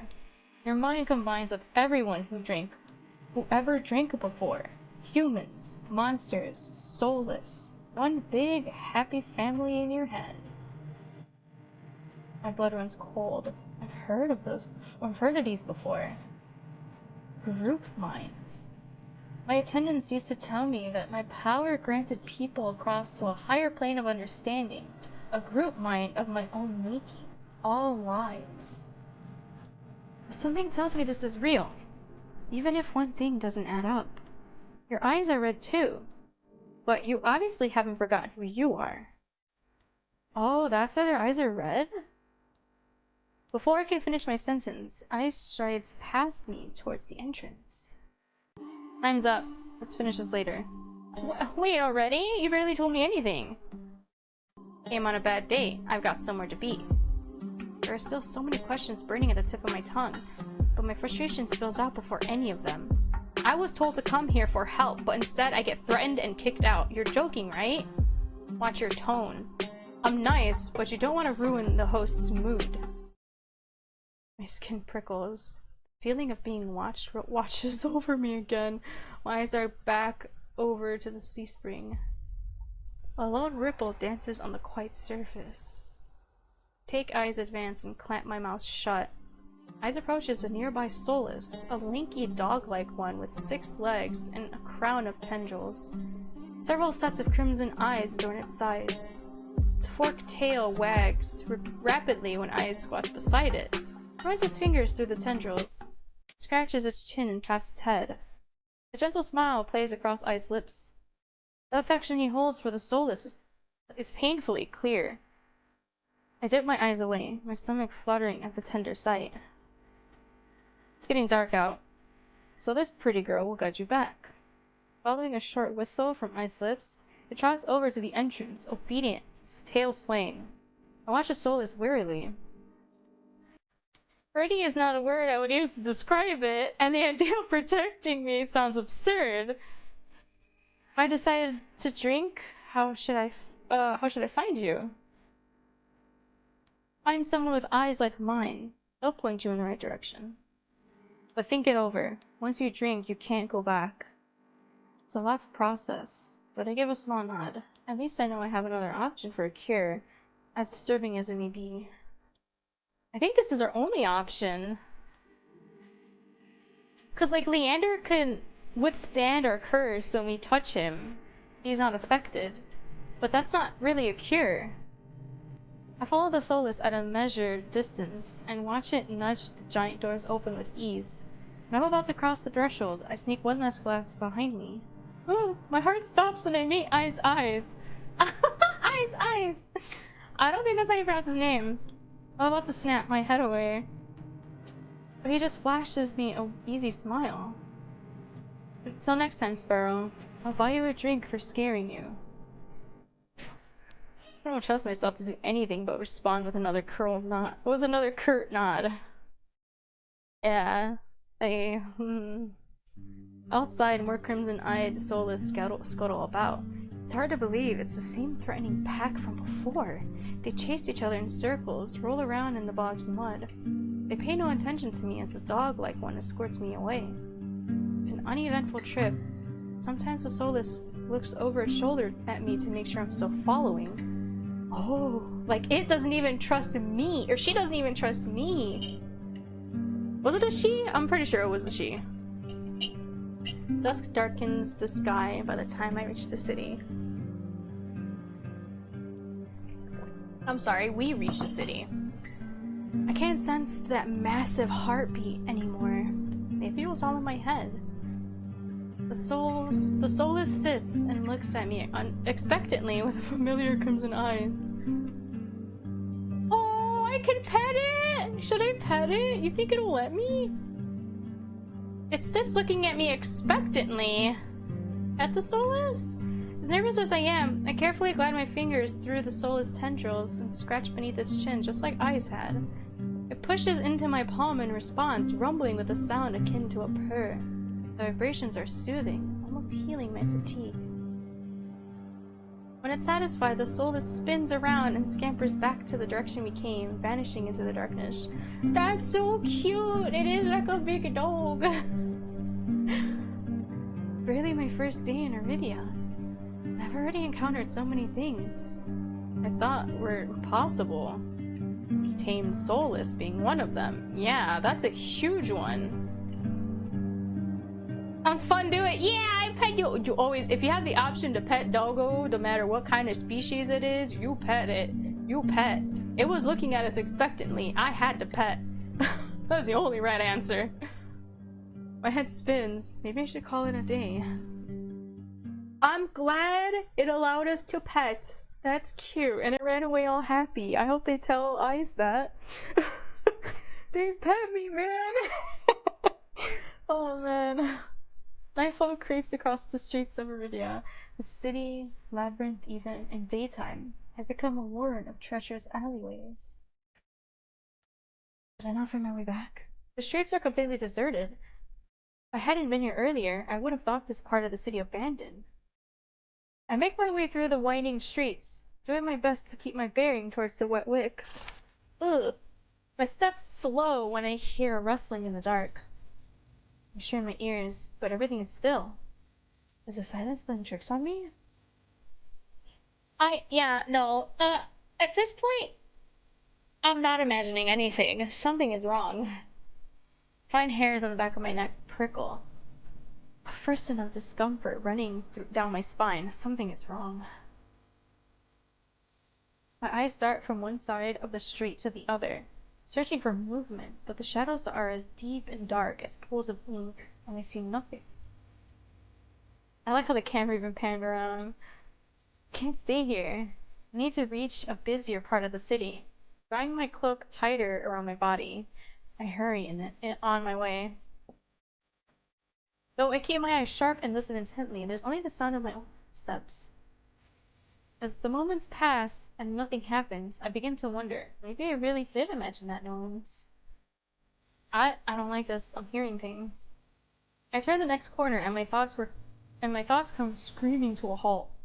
My head spins, the world blurring as adrenaline rushes through my veins. Only one thing is clear amidst the haze. Oh, the soulless that attacked the caravan? The same one? Crouched over a dark, indistinct shape, a body. A garland of intestines spills from pallid flesh.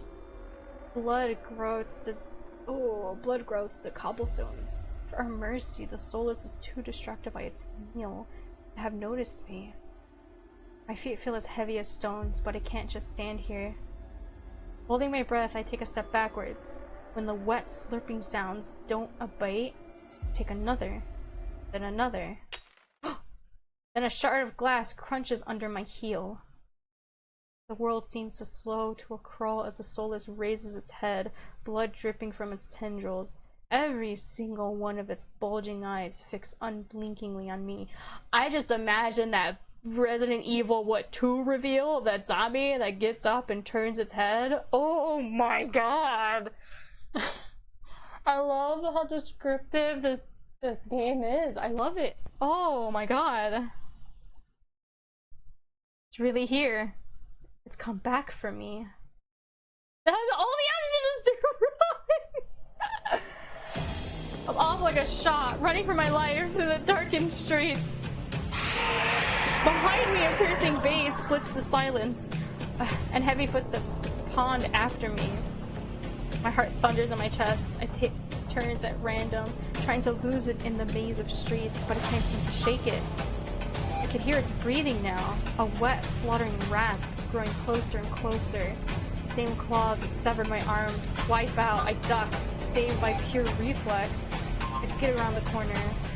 I take 3 running strides before the bottom drops out of my stomach. A wall twice as high as my— oh, dead end. A wall twice as high as me bars my way, a dead end. When I turn around, the soulless looms in the entry to the alleyway. It's no longer running. It doesn't have to. As it prowls closer, my thoughts race. Some of the buildings lining the streets are lit. There must be people inside. It's a long shot, but trying the nearest door isn't gonna help. I'd imagine people are gonna have blocked their doors. Scream? I don't think anyone's gonna come, but I'll scream. Somebody help me!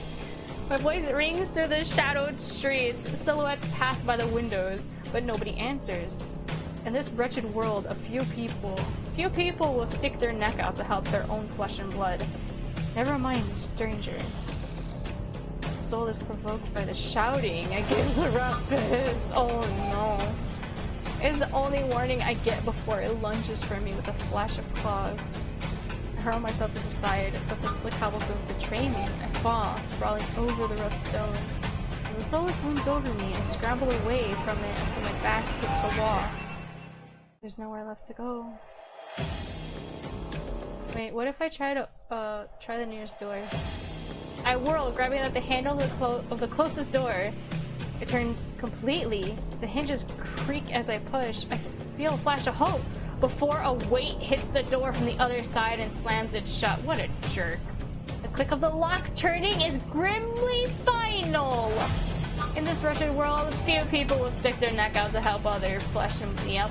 Oh, wow. The soulless gives a rasping hiss that was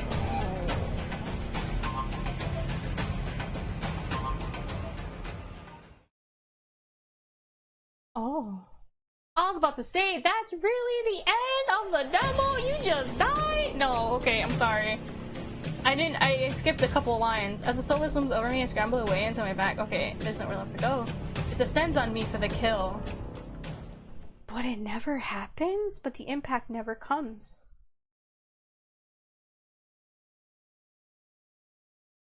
Oh. Hi. I really crack one eye open. Then the other. Not sure whether I should believe what I'm seeing. A hooded figure crouches in front of me, one blood-stained hand outstretched.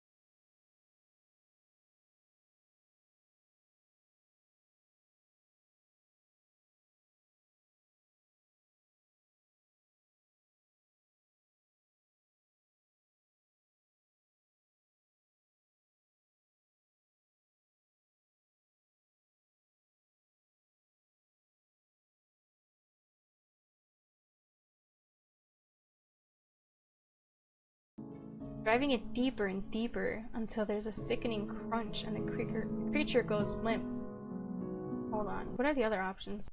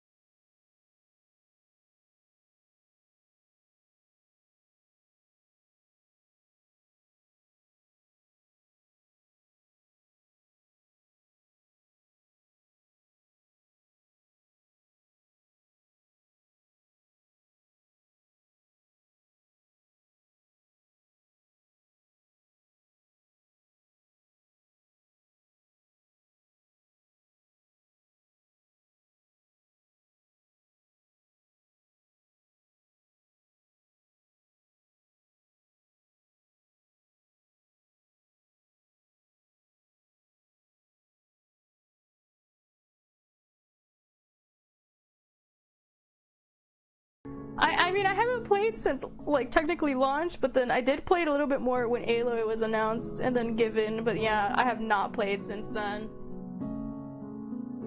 I love how all the characters look, though. They all look really fun and cool, but yeah. I can't play that game. I'm poor, and I don't want to throw money into it just to get characters for certain things, and that's another thing, too. I got stuck so much because I genuinely just have what's free. It's so hard. It's crazy how much people spend on that game, though. Ugh, my throat. My tea's gone cold. Min straightens up, withdrawing their blade in a single, smooth motion. Better to put wretches like this out of their misery. They calmly clean the blood from their knife. Swallow, my eyes still glued to the cooling corpse.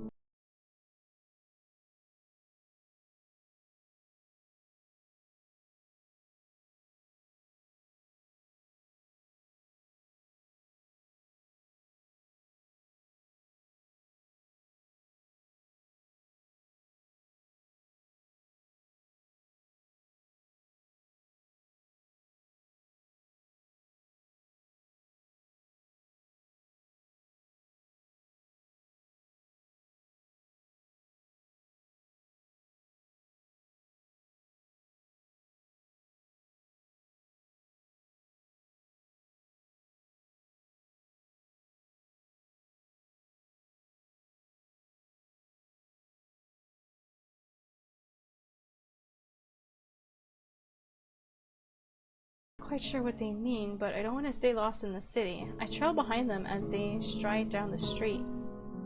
It's so dangerous, then why are you helping me? I came for the bounty on that soulless. You were in the way. And you were in the way. Oh, sorry. Not killing you isn't the same as helping you. Don't count on being so lucky again, or you'll be dead by sunrise. Your answer is stingingly harsh. I just need to find my lodging, man. Oh, you know what? Fine. Oh my god, we could be sassy as well. I just need to find my lodgings. My lodgings? What? Logging? What? I hold my hands up, trying to forestall any more snippy comments. Alright, I get it. I'd love to get out of your way, but I'm sort of lost. I just need directions back to my lodgings. What makes you think I'll help you? Oh, you'll help me right now? Yeah, you've already helped me once tonight. Why not a second time? That seems to catch them off guard. Their brow knits, and they look away, scowling. How troublesome. 6-2?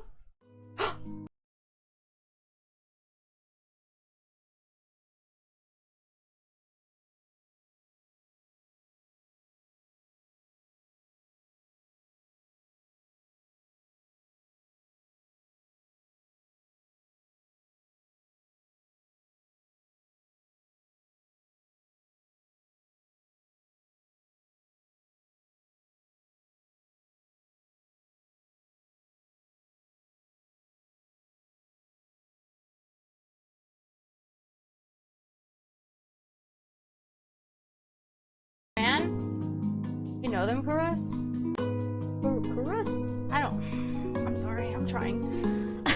Min is a freelancer who has done a few errands for me. They are quite reliable. Unreliable freelancers don't eat. Pikachu needs to get back to wherever she's staying before she wanders into the jaws of another soulless. It is late. Were you able to find a place to stay, Pikachu? I'm staying at the West Wick. Both their faces fall! I see. Would you like a guide? It might be preferable to wandering about alleyways. That would be nice. Min clicks their tongue and sighs, sounding mightily put out. What do you mean? Going to the Amorous district? That gaudy cesspit? Come, this way. Despite Min's clear distaste, when Kuros leads me down the street, they keep pace with us. Watching my curious glance, Min's eyes narrow. Not safe this late. I don't care about you, but Kuros is the only doctor with a dam in this place. Are you like this with everyone? That deadpan look Min gives me his answer enough. Yeah, I'm the same. Kuros looked like he smiled. He did.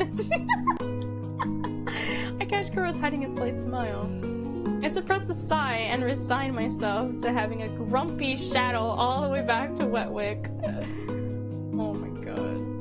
The route Kuros takes is completely different from from my slow, meandering earlier this morning. Meandering? In no time at all, he cuts through darkened streets and twisted alleys. Man, I am so dumb that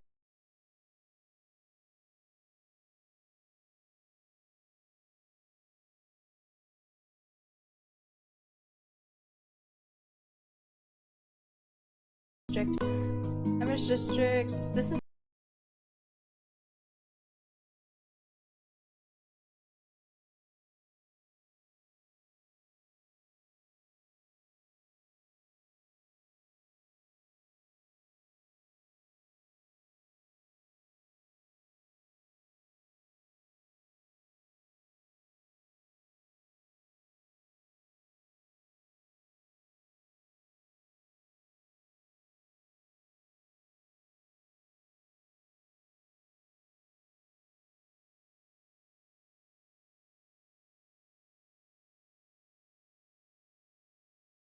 each other.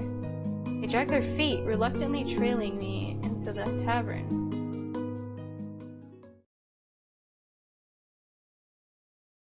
Oh, that scared me. Everything like stopped. As soon as the doors open, a wave of sticky heat rolls over me.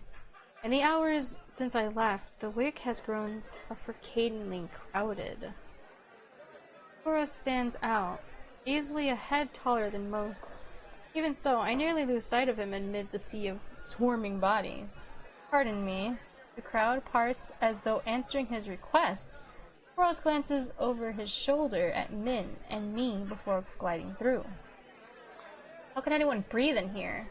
Min follows Kuros in a clipped pace. At a clipped pace. I'm sorry.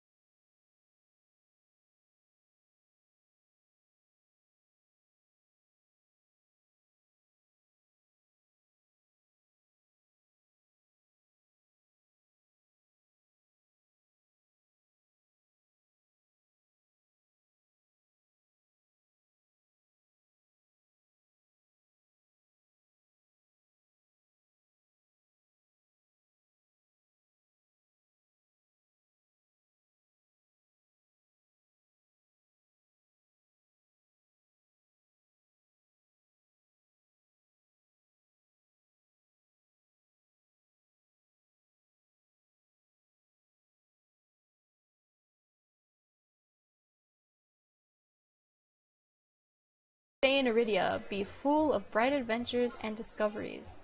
Cheers.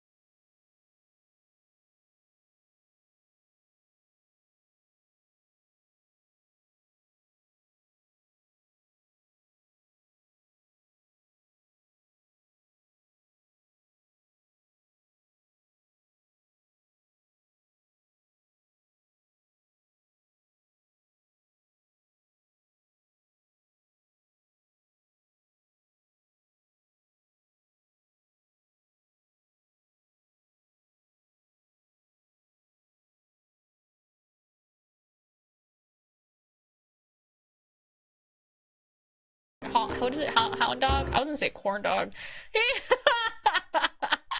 Because he's a freaking hound dog. That's the word.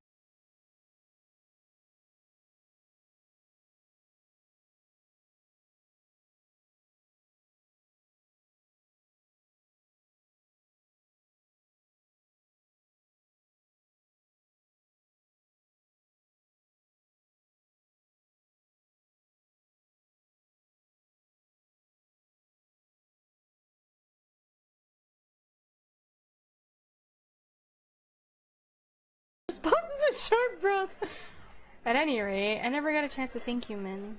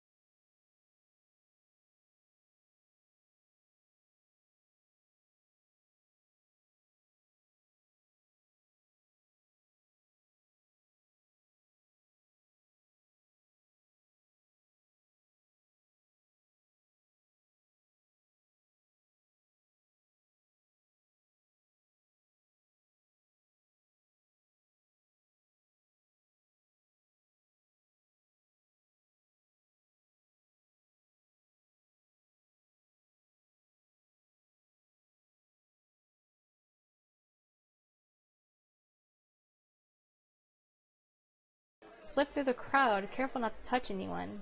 Just as I'm nearing Kura's. Did I bump into Min? Gah! I stagger, shoulder checked by a man with a neck thicker than both my thighs. That must be a thick neck then. He stares down at me, nostrils flaring. Oh, roughneck. Out of my way, shit stain.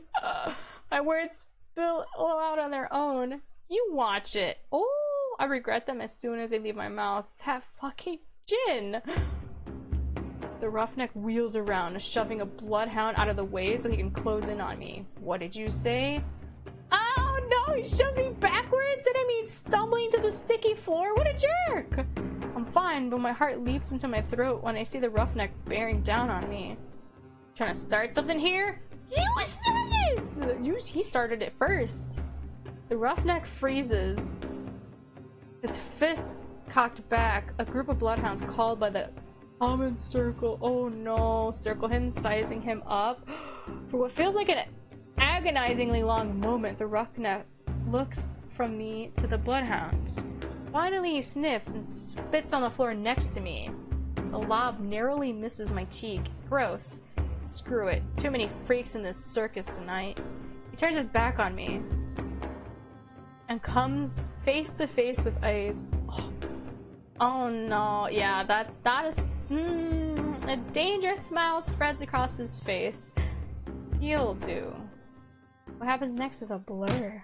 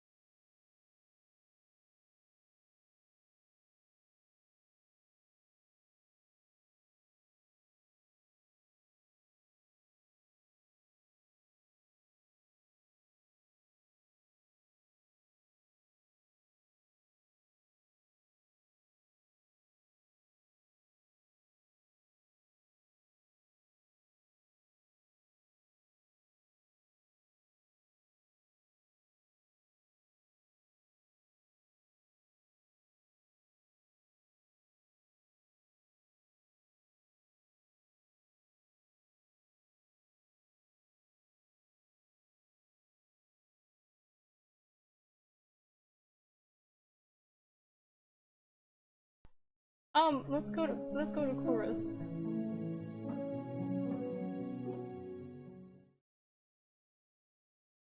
Caught on Kuros's heels, I squeeze my way out of the bar. Of everyone I've met, he seems the most likely to help me. Honestly, I trust Leander more, considering that he somehow has the ability to just be immune to our touch, our curse. That sparks like huge curiosity in me. I want to know why that is. And at least likely to murder me on a whim. Earlier this morning, he said I could go to the clinic for help whenever I needed. Time to see if that promise was actually worth anything. Breathe a sigh of relief once I'm free of the crowded bar. Boris, hearing me, turns my way.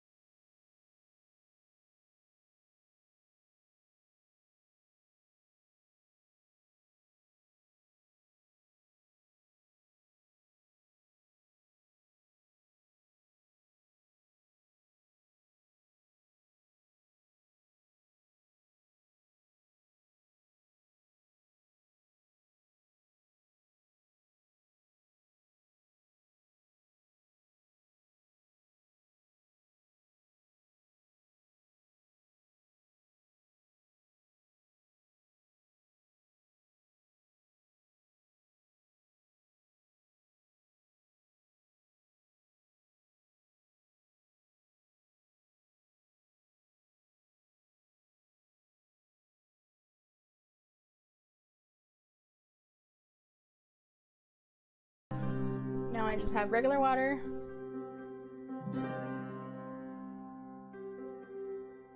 He humped goodnight? Really? He was going after drugs. About to chorus. Offer me an extremely perfunctory nod? And disappears into the seething crowd. Next to something amiss.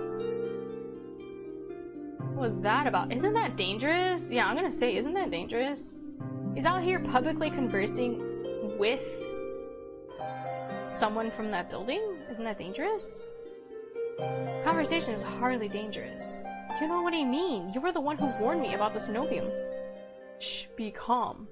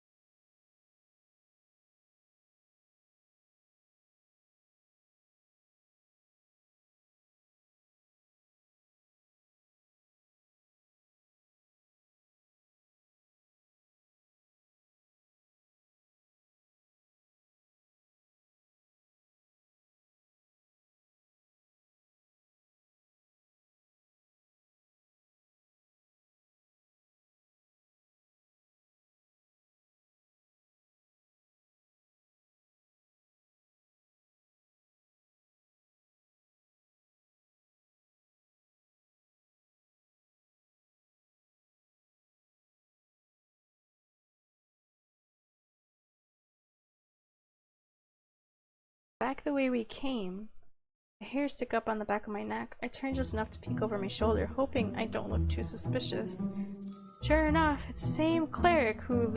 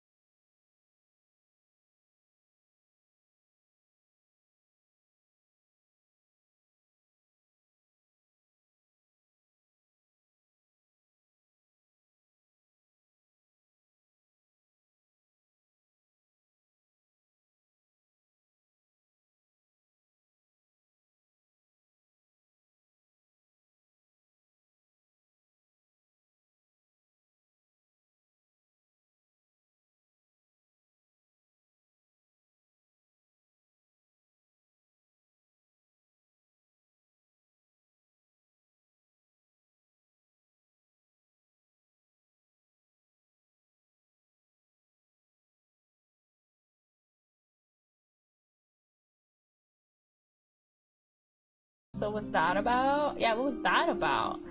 For your voice, it is of little consequence. That's all you have to say? After the earful you gave me about the cenobium, you should be calm. I'll just... okay. Okay, that one feels like you're being rude to him. I don't want to be rude to him. He's so sweet. What the heck? I'm starting to get really, really hungry, and it's already about to be 7, and food's here for us.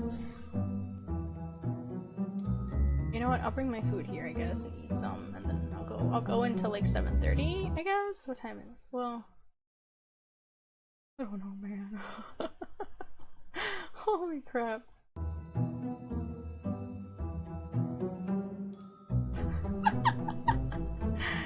I'm going with this one. No. You're messing with them? You're messing with this noble cleric? Cenobium cleric? Such impolite behavior. I am astounded you would even suggest it. Gross. I must still look incredulous? As the smile softens a little. He lifts his hand as if to pat my shoulder, then stops himself. Excuse me, as I said.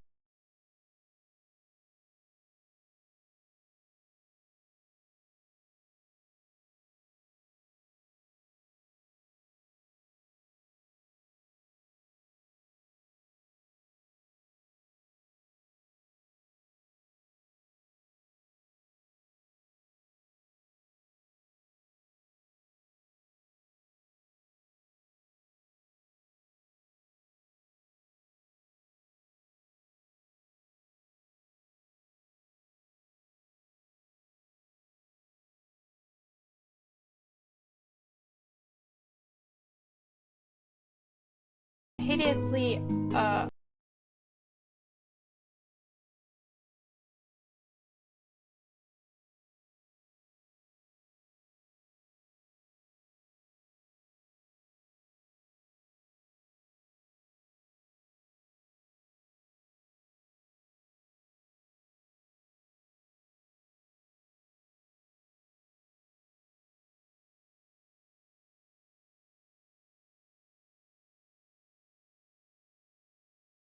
prosaic interests have rendered them blind to all else that moves.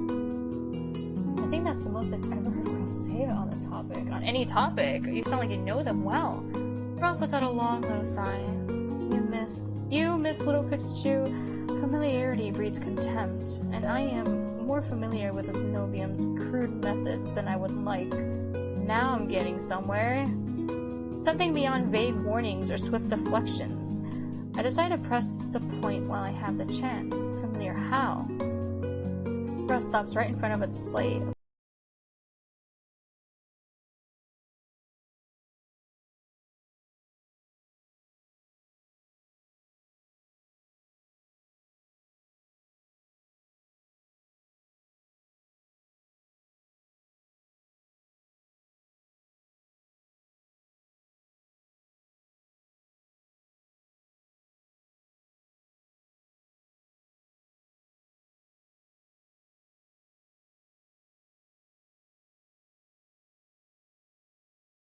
To the high-end brothels.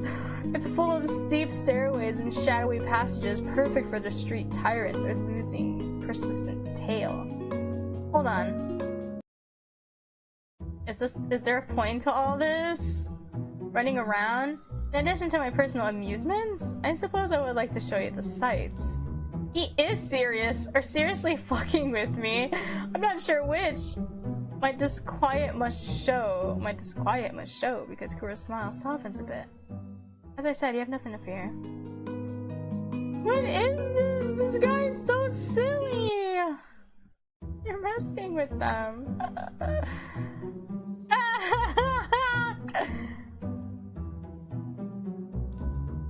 Oh my god.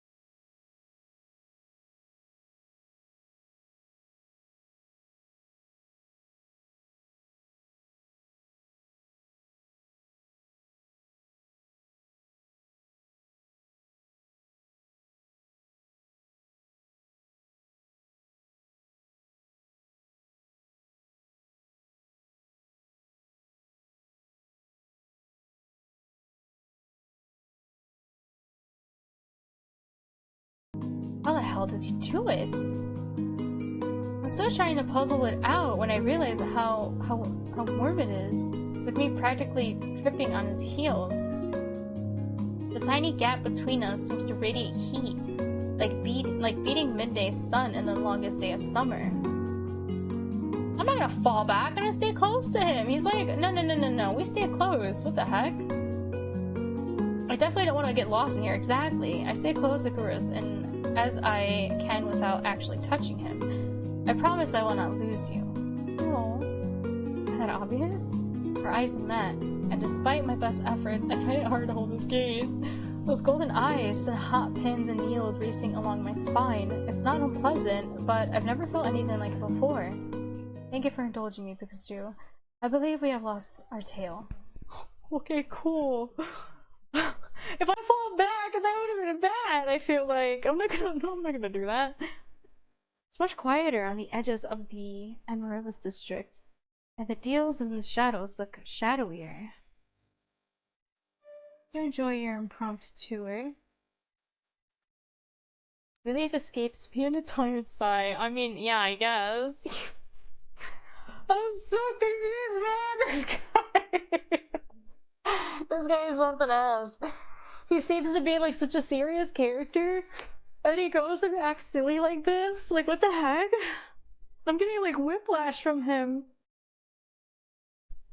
Oh, excuse me.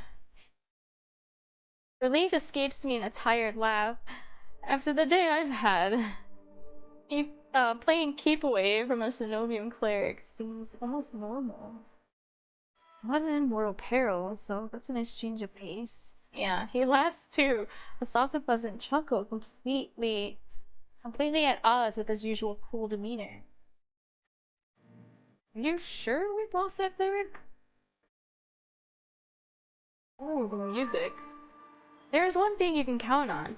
It is the elitism of the Cenobium's finest. I know that's not how you pronounce that. I have this sinking feeling I'm mispronouncing so much. They will not, they will not deign to follow us this far. Sounds confident enough. I was starting to wonder if we'd have to make a full circuit of the city to ditch them. A beam of moonlight cuts through the clouds, casting his face into sharp relief. However, I should escort you back to your lodgings. It would be unwise to let you go alone. What about you? Are you staying at the Wet Wick? Of course not.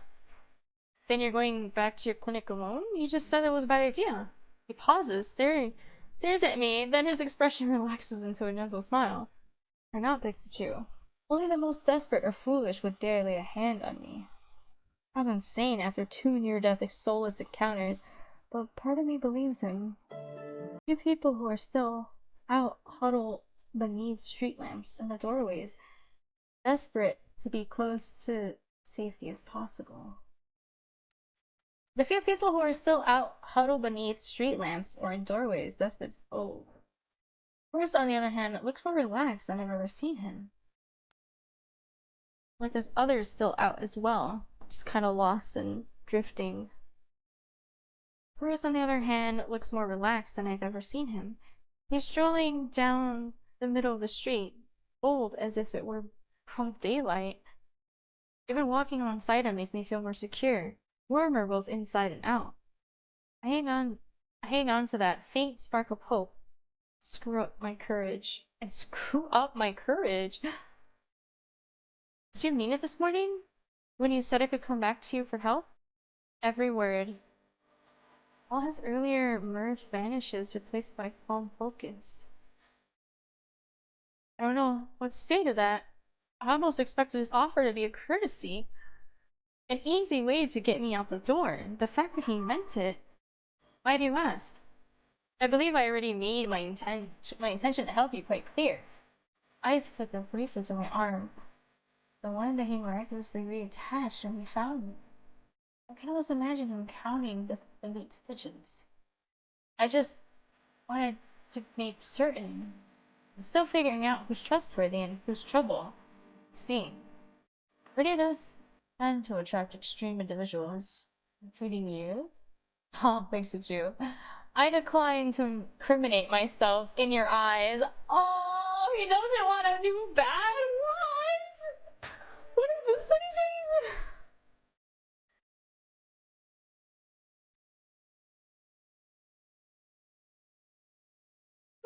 heck?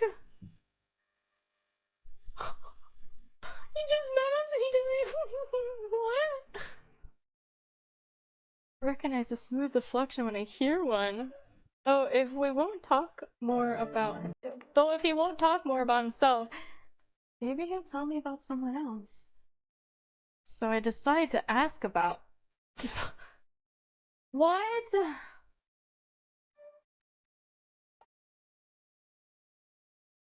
Oh, shoot.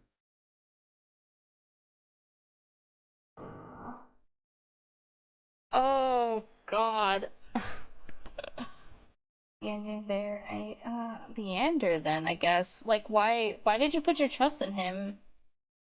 It seemed like he was just trying to help him with a, like, I don't, what is it? What, give back to him because of a favor? Like he owed him a favor? Leander. Why'd you send me to Leander for help? You know Iridia better than Leander. The company he keeps can be questionable, but I had confidence in him. Yeah, his bloodhounds seem rough around the edges. Leander has always preferred the company of those like him, survivors of Lowtown's harsh realities.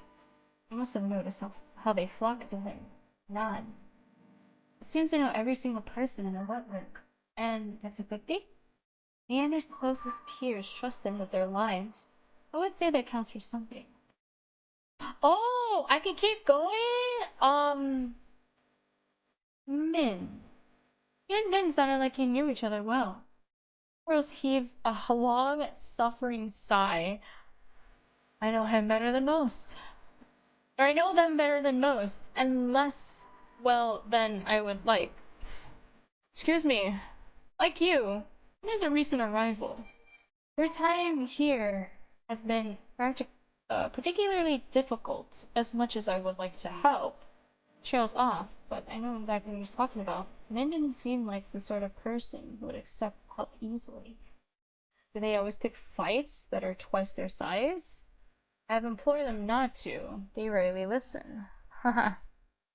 What about eyes? Have you ever been out to see ice at the sea spring? Once. Only once? Seems like a spring with miraculous powers would interest a doctor. A long silence follows, so long that I'm not sure who has heard me.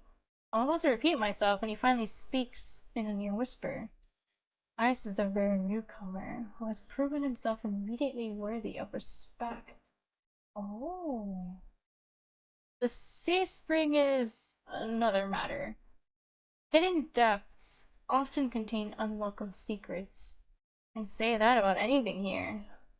A fair point. Nonetheless, I have seen many, uh, purported wonders? I've seen many purported wonders, and the sea spring is unlike any other. Only time will tell what that means. There. How do you know there? Horse visibly stiffens. Oh, I didn't realize he got so angry! Horse visibly stiffens, and I remember the venom in Bear's voice when he grabbed me. That fucking doctor. Looks like the feeling is very much mutual. Regrettably, Bear is one of the worst patients. How did you cross his path? He stole my room key. We're fortunate that he did nothing else. Ooh. He is far deadlier than he seems. There's a reason he is not at liberty, a reason for the collar and chain. It seemed pretty, and he seemed pretty dodgy to me already. I hesitate waiting for Chorus to elaborate, but he seems to find even the thought of Bear distasteful. With my curiosity satiated for now, I fall silent. I wish Chorus had given me just a little more to go on. But he seems almost as tight-lipped as the others, as he is about himself. By the time we're back at the Wetwick, the Amethyst district seems even noisier and more raucous than before. Drunken patrons overflow into the streets, which reek of spilt wine. How am I supposed to even sleep with all this racket? I suggest the stiffest drink in the bar. Alternatively, a ball of wax. Very funny. Even with how tired I am, I'm not sure I'll get a wink of sleep. I'm about to say goodnight to Chris when someone staggers out of the wet wick and right into me. I stumble back, heels teetering on the edge of the filthy gutter. Is it you? The next thing I know, a pair of warm arms catch me around the waist. I find myself staring up at Kuros, pressed against his chest. His grip loosens, but he doesn't quite let me go. Something shifts in his gaze, his eyes fixed on my face, and I feel myself growing hot all over at his intense scrutiny. What is he seeing me? What was he looking for? Kuros? My apologies. He got awkward because he grabbed me. Even after he moves away, the warmth of his touch lingers around my lingers through my clothes. I quickly tug my cloak straight, trying to recollect my scattered thoughts. Good night. Thanks for everything today. You are most welcome. Turns and slips into the crowd, though I can pick out his pristine white coat with ease. To the guest house down the street. Did it get so cold out? Choose your fate! Oh. What the heck? Well. What do you do when you choose your fate? What does that mean? You're a repentant angel. From all appearances, Kuros is a principal doctor of extraordinary skill, but you know little about the man beneath the professional mask, and Kuros keeps even his friends at a cool distance. If you uncover his deepest secrets, will you like what you find? Oh god, what does that mean? What if I confirm? Oh, thank you for playing! That was the end of the chat. Oh my god, this is so good! Holy! Okay. What do I have in this? Oh, I got everything! Okay, so the gallery is just everybody, huh?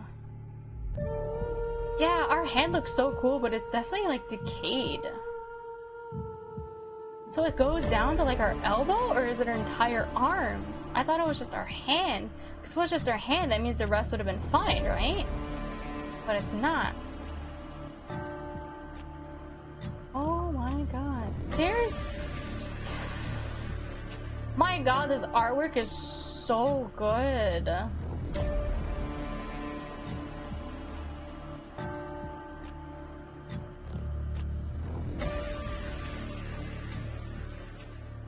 Interesting. So this is the branch out for who you want to choose to know a little bit more about, and then the end of the demo is just who do you want to solidify your future with, I'm assuming. Wow. Interesting. Well, then I guess next stream we'll go through everybody else. That was so good. Holy crap. Oh wow. This game was nothing like, I mean, I guess it was on the nose of what I thought it'd be, because it was like a dark theme. Ooh. Oh my god, that was so good. Okay, so I guess next stream I'll go through the other options of people. Yeah, I'll do that. Oh man, my eyes readjusting to my bright screens. I'm so sorry. Oh man, that was so good. Oh, this game is so good. All the options and characters are like written so well. They're so mysterious. Like there's something more to them than what they're trying to show us. This is such a good... Ooh, I love this. I'm sorry, I'm so bad with my words. I can't form words. I can't even read. They were giving me so many big new words. Oh god, my throat. I'm not gonna survive this month. My throat's gonna be so jagged at the end of this. I'll try to post up my schedule probably within like the next hour and a half of stream, because yeah, I'm gonna go eat. Oh, sorry, my throat's giving out, my voice. My voice is cracking too, like a freaking teen boy. Jesus, I'm sorry. Yeah, I'm gonna go get some dinner. I'll definitely play everyone else's, I guess, story, the other 4 options, and then decide from there. I am really interested in this game. I really do. I want to purchase this game when it's fully released. I can't wait. I think I follow them already. I don't think so, but I'm definitely gonna follow them everywhere. I think I already wishlist the game to you on Steam. Like, I'm so interested in this. I'm invested. I'm ready for this. So good. But thank you so much for hanging out with me. I really, really do appreciate it. Thank you so much for lurking and chatting. I appreciate it so much. I'll see you guys, I think tomorrow? I'm not sure what my schedule's gonna be for the week. I gotta figure things out. But yeah, I'll pin it on my Twitter like always. It'll always be on Twitch as well. So you guys can check it later after stream in like 2 hours or so, or tomorrow morning. Yeah. Take care. Bye bye.